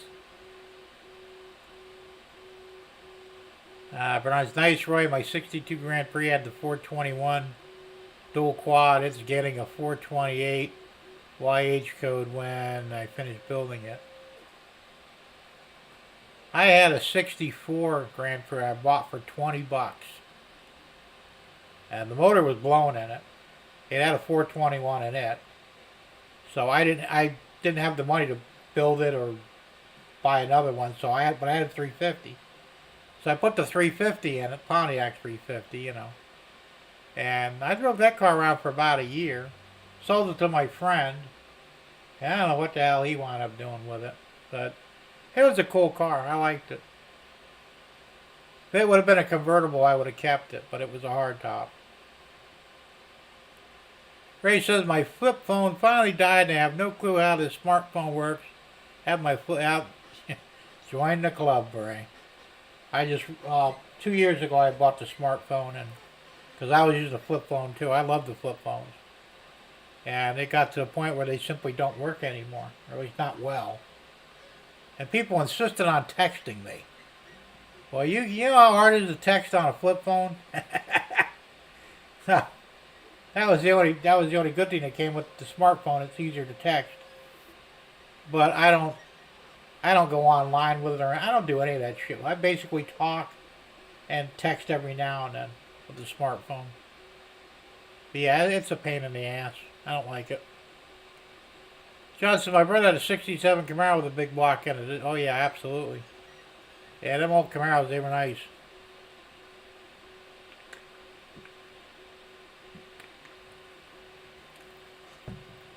Bernard says, Big Roy, ain't love grand, divorce is 400 grand. Could be. I got lucky when I got divorced from my first wife. She didn't get shit. So I paid child support, but even though she pissed off the judge so much that he lowered my child support to the point where it was almost not even worth having it, She was mad, but it was her own fault because she pissed off the judge. Let's see, Frank. He's single, but we eat better. Well, that's true, Frank. We do. Probably. Maybe. Brian said, geez, I'm doing it wrong, Frank, because I do the cooking well most of the time. Well, men are the best cooks, really. And that's an absolute fact. Men are better cooks than women are. And most of your professional chefs are men. What does that tell you? Just don't say that in front of your wife, unless you want to wind up in a doghouse. Ray says, my whole family is or was Pontiac. Mine too, man.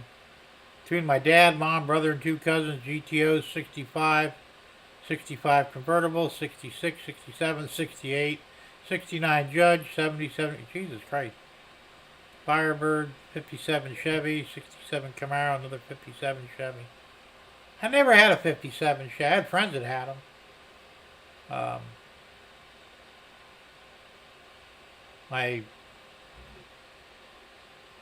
What would he be? My stepfather?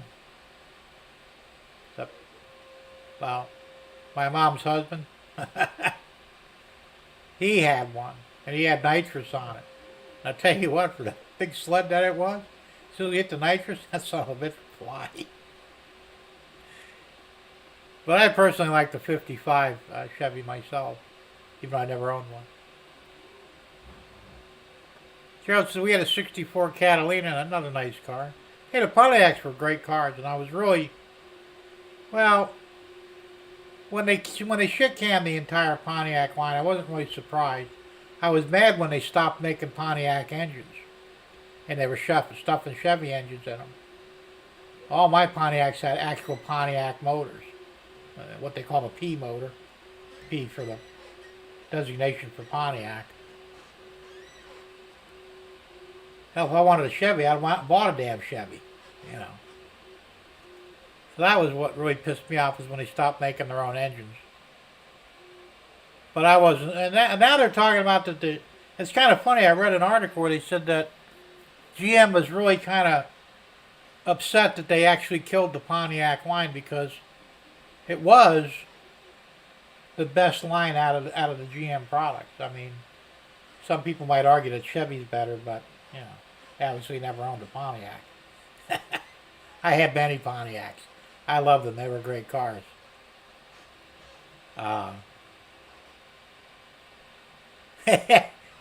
Roy says, my dad used to tow a 57 Chevy to the races with a 57 Chevy. Yeah, that makes sense, I guess. At least if you needed extra parts, they were right there, right?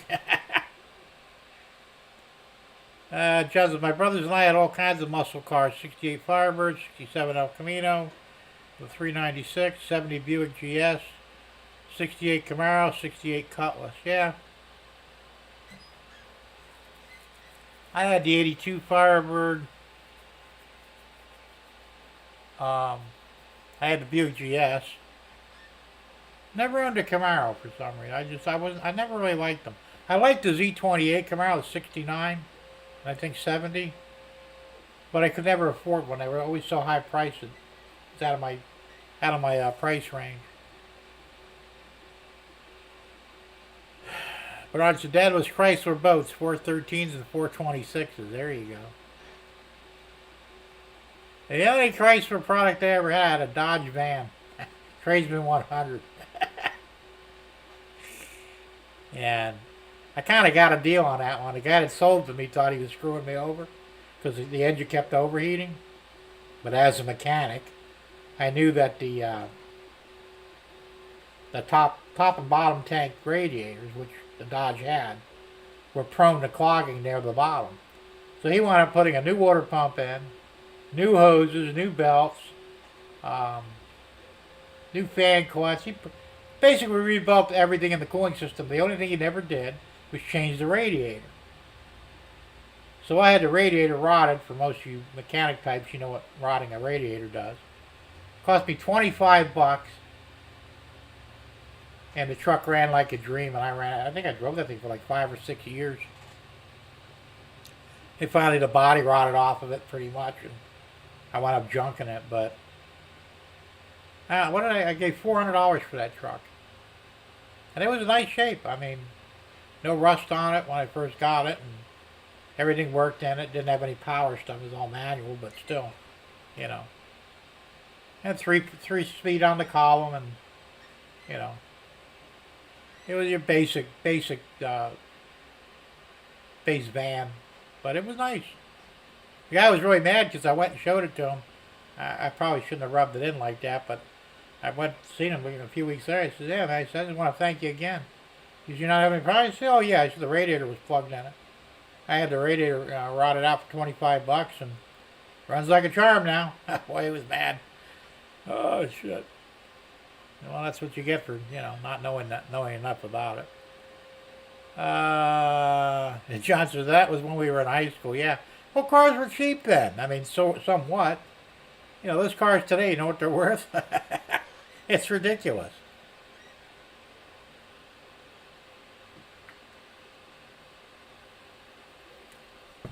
Roy said, everything I listed, we still have all these. My brother restored a 66 with a 4-speed and dry power. Oh, and forgot the cousin has a 67 GTO with 3 deuces. My brother's 2 sons racing the 67 GTO. Yeah. That's cool. Hang on to those cars, man, 'cause they're worth money.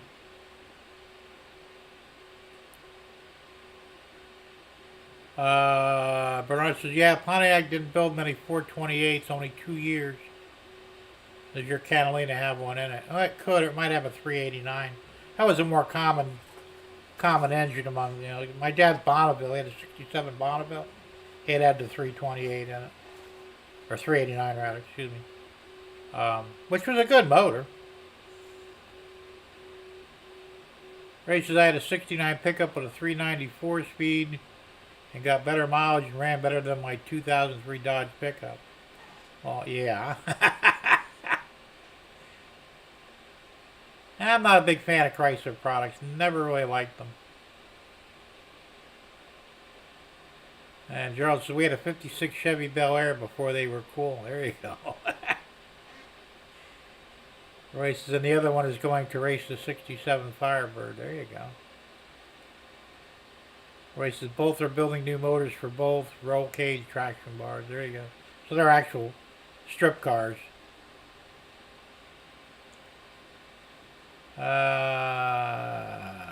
Mark says I had a Chrysler 18-foot bow rider with a 440 and it went 50 miles an hour. That's bad. Funny.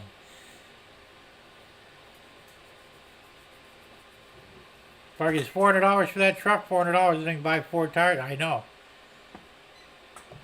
That's ridiculous. Well, no, you can't. As I said, the plastic radiators are garbage. What car was? Oh, my Riata. When I had that, I had a Buick Riata, and I got a crack in the top of the tank near where the hose went in. I wound up just buying a new radiator because it was cheaper, and you really couldn't fix them. Hey, Kyle, what's going on? I'm pretty sure it's Saturday, but more, Jim. I'm not complaining. No, it's Saturday. Last I looked, anyway, unless we time warped and I wasn't aware of it. Roy says, I'm not sure what the cousin has in it. Oh, wait, not a Catalina, but a Bonneville. There you go. I said most of the Bonnevilles, I mean, you can special order them with the bigger motor. A lot of them have the 400s in them. But most of them came with a 389. To my knowledge, anyway. So. Bernard says, that's a good truck, Ray. I'm a Ford truck. Still have my first one of 350, 330 up to the 428. Kind of OCD over the camera, 27 inch. I got lost on that whole conversation.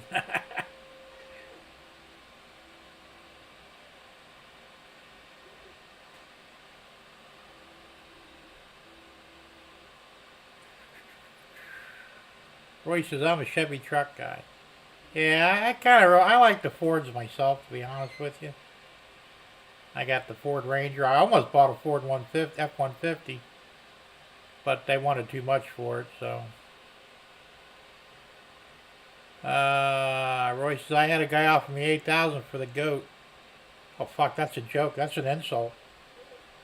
Worth 10 times that, probably. Hey, John, I had one too. I bought a 67 Impala, 4-door, hardtop.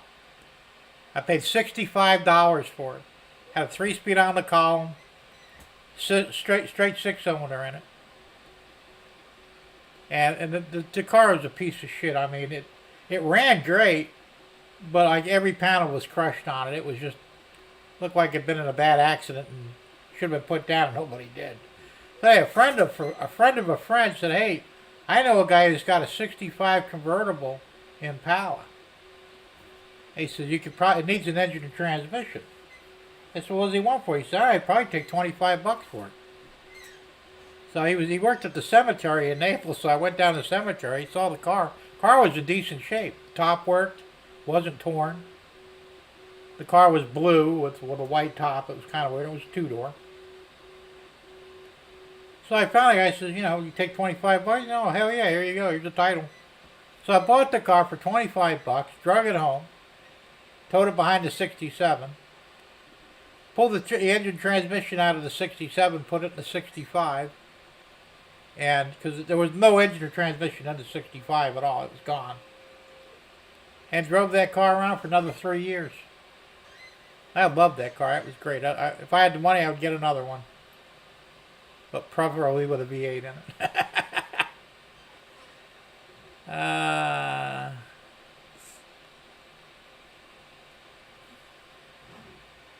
Yeah, Bernard said it was a 389. Yep.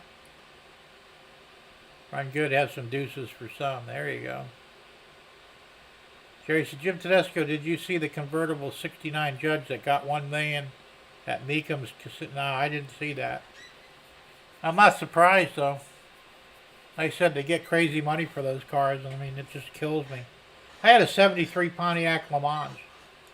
I don't know if you guys seen it or not, because I posted it on one of the live streams not that long ago. I put tandem axles under the back of it, and I would love to do it again. And I would if I could find that car, because that's really the only car it looked right on. But I looked around, and the only '73 Le Mans I've seen so far was a rust bucket that they wanted $30,000 for. And I'm going, are you kidding me? If I could find one for like $1,000, I'd buy it. I don't care whether it runs or not, because I'll go through it. But as long as the body's still decent on it. But those cars, I mean, it's just ridiculous what kind of money they get for them now. Mark said, what motor was in your 6? Well, I had a 350 in that. The P motor. That was built. I was pushing close to 500 horse. I built that engine myself, and it was literally indestructible. I wanted to put a standard transmission in it, but I didn't have the money for a good 4-speed. I really wanted a 5-speed, but at the time a 5-speed was $7,000 for the Doug Nash 5-speeds, the racing transmissions, because I figured it would take the horsepower. A stock tranny may not. So, but I didn't have that kind of money to convert over, because I really wanted to. Hey, Wigwag, Steven, how you doing?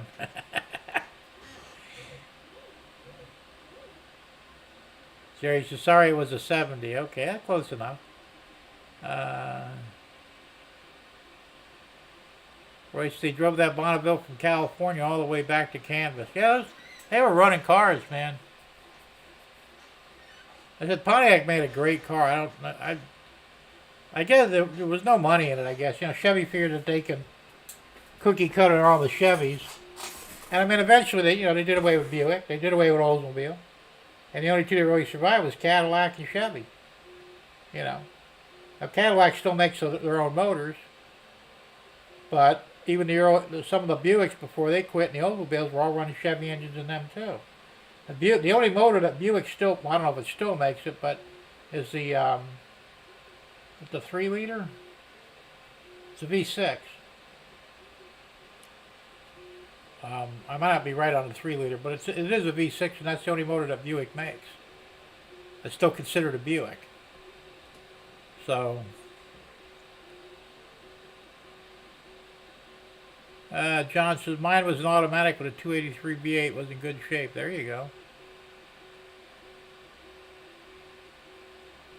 Right, says 427 cameras in. They put them in some Galaxies, and of course the Cobra and GT40s. Okay. I've never heard them called that before, but yeah, I know what you're talking about. Ray says, my goat, it should have a 400, but I got a 455 in it. Well, the 455 is a better engine. The 400's had issues with spinning bearings on the low end. So, 455 board 30 over. That's the way to do it. Alright, says, yes, Jim, that was awesome, guys. You should see what Jim did. Yeah, that was my signature vehicle, and I'd like to build another one before I die and drive it around as an everyday driver. But I just don't have the money, Roy says it runs mid-12s at 110. Not bad in the corner. Not bad at all. Nash's were stupid money. Yeah. They got crazy money for them things, too. I don't get it. Ugly-ass car to begin with.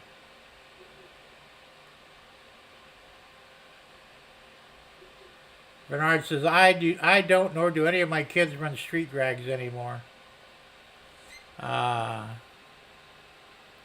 One, alcohol and fuel nitro did look bad. Well, you can't get away with it anymore. That's the problem. I mean, back when I was a teenager, street racing was like an everyday occurrence. We all did it.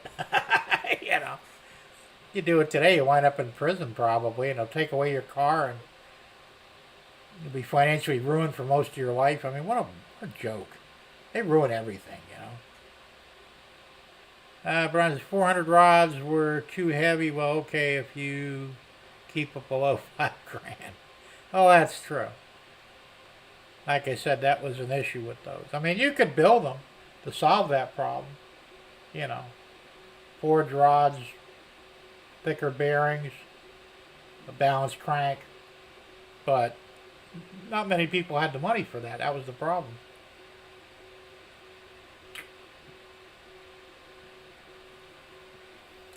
Roy says, Bernard, that ain't racing, that's cheating.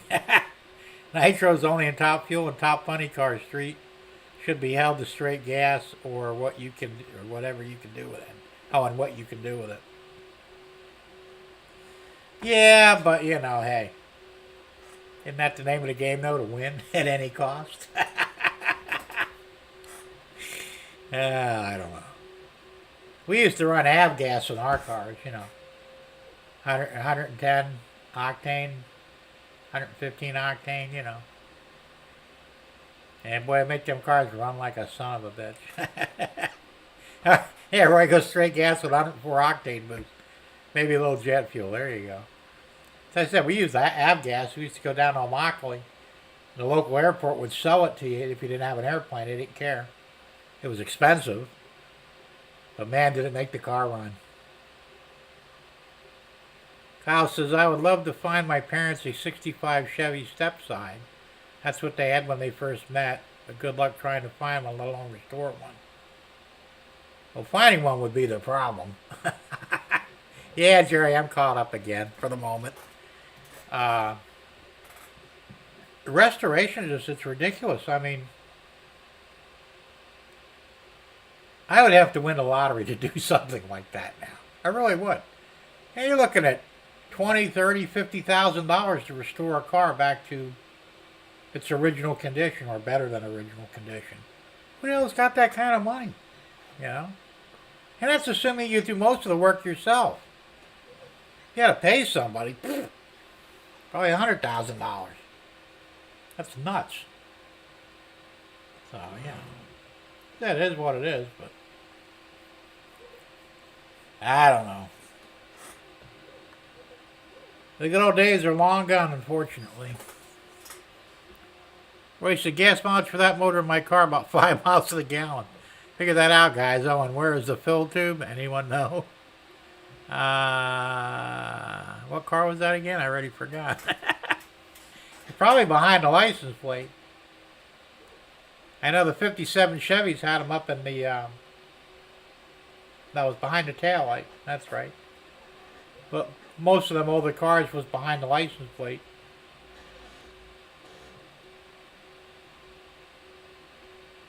Yeah, Jay Leno does. Yeah, sure he does, Jerry.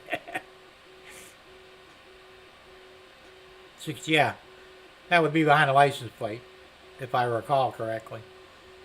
Almost all the cars had them behind the plate. Yep, see? You know, he probably went to a gas station to full serve one if there was any allowed. Well, you go up to New Jersey, you're not allowed to pump your own gas.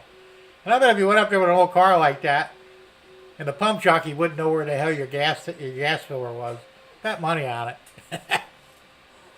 I mean, these kids today are kind of stupid, you know.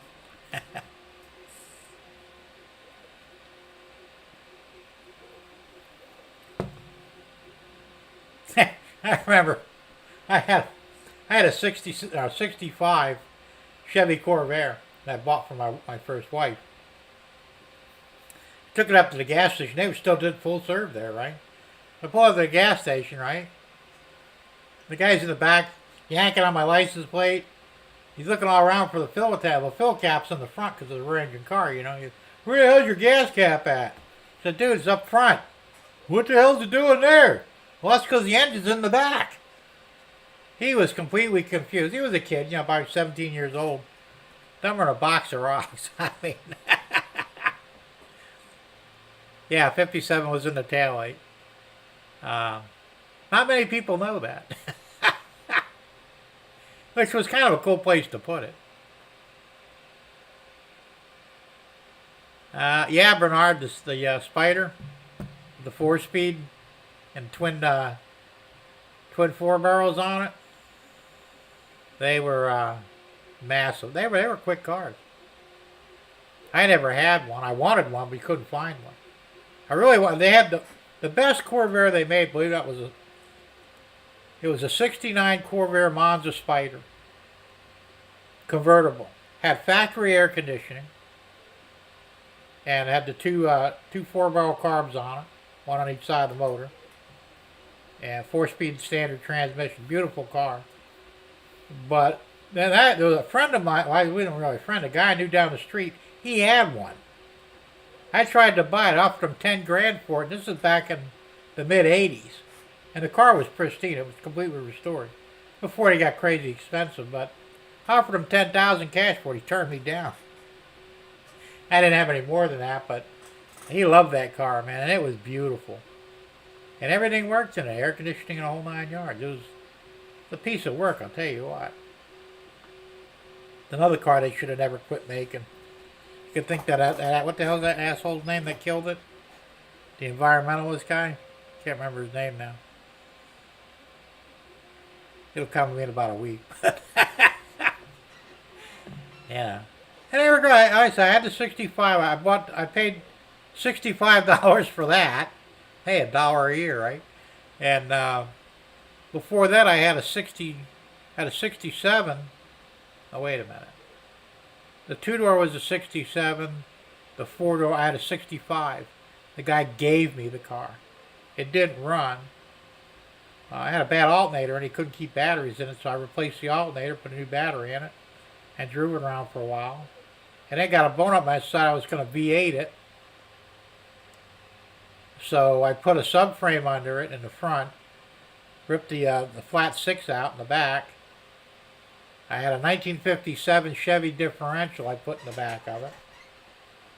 And said the only thing I had to do was drop an engine in the front, engine and transmission. Everything else was done. I ran out of money. At the time, I was 17 years old at the time.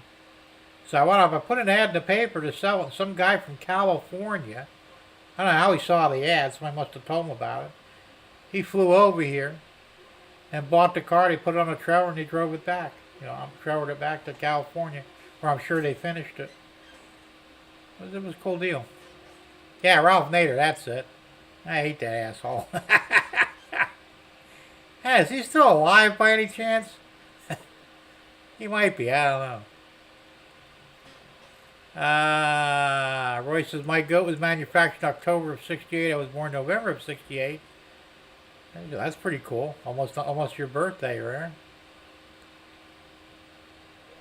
Bernard says, yeah, fuel that they can't afford to run street. Well, funny car burns an average of 10, 11 gallons every 1,000 foot. That's 40 to 44 gallons per mile. Yeah, no doubt. What the hell is that?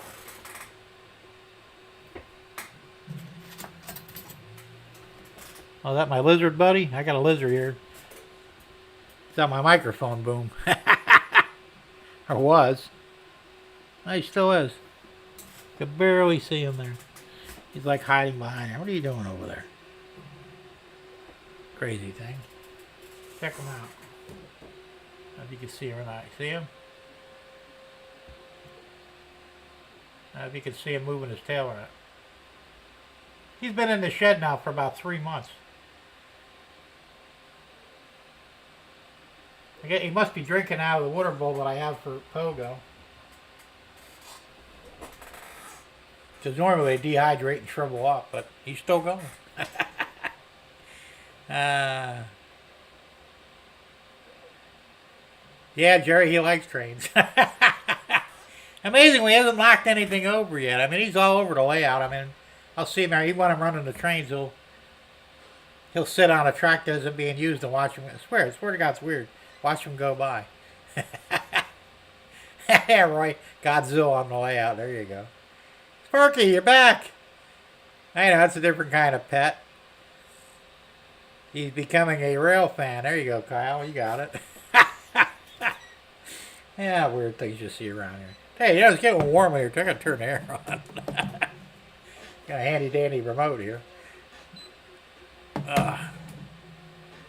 I don't know what the temperature is. Oh yeah, temperature is 87 degrees in here. It's totally warm.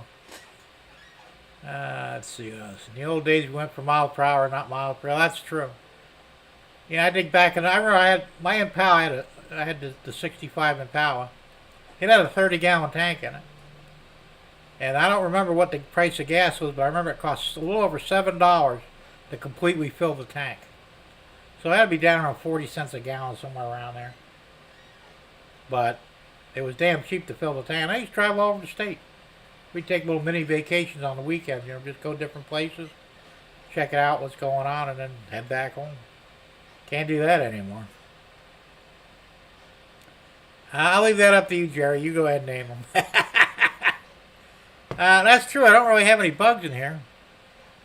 Damn, he just jumped off the microphone boom, and jumped onto some wires that are about 2 foot away. He's a flying lizard. Automatic fly trap. There you go. Jerry said, let's have a contest to name your little friend. Whatever.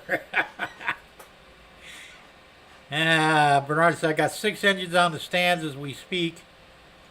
1 Ram Air 4, yep, complete with cast iron headers. And spread bore Holly factory. You got a Ram Air 4 motor? Damn. You know what that's worth?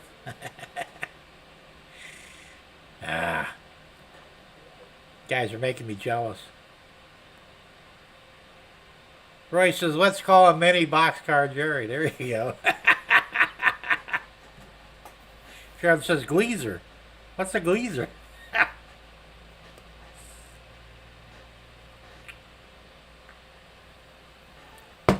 You guys, I gotta go eat dinner. It's almost 6 o'clock.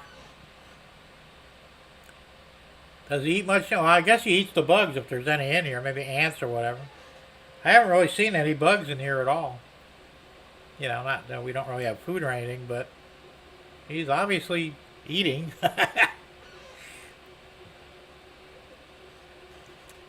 Gas was only 56 cents a gallon when I got my driver's license. When was that, John? I really don't remember what gas was. I know it was cheap, though. I got my license when I was 15. I was, let's see, that would have been 69, 1974. I got my license. So, I was driving before that, but not legally.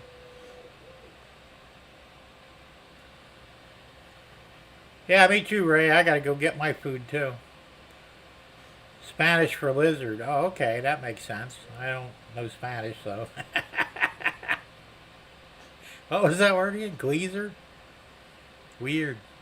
It's kind of a cool name, though, isn't it? I probably wouldn't remember it, though. Let me drag you. Alright, guys, listen, I'm going to wrap up here. Did you pass the test? Somebody did. Uh-oh. The lizard's at the nude lake. I think he's going to molest the nude women over there. Nope, he jumped off a tree and straight to the rails.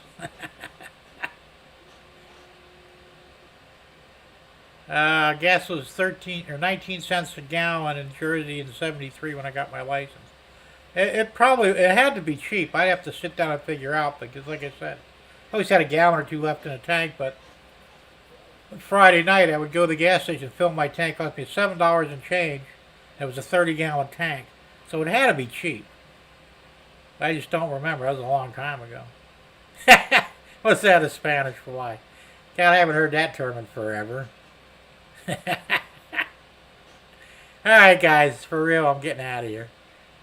I remember 25 cents a gallon, but that was, I think I was 10 years old. My dad had a Honda moped, and he let me drive it all the time, and I would take it to the gas station, fill it up. It cost $0.25 to fill it, so it had 1 gallon. But, rail lizard, there you go. Alright, you guys, for real. I gotta get out of here. I gotta go eat. I'll see you guys next time. Thanks for hanging out with me, and have a good rest of your weekend. Play with your trains. That's what I'm gonna do.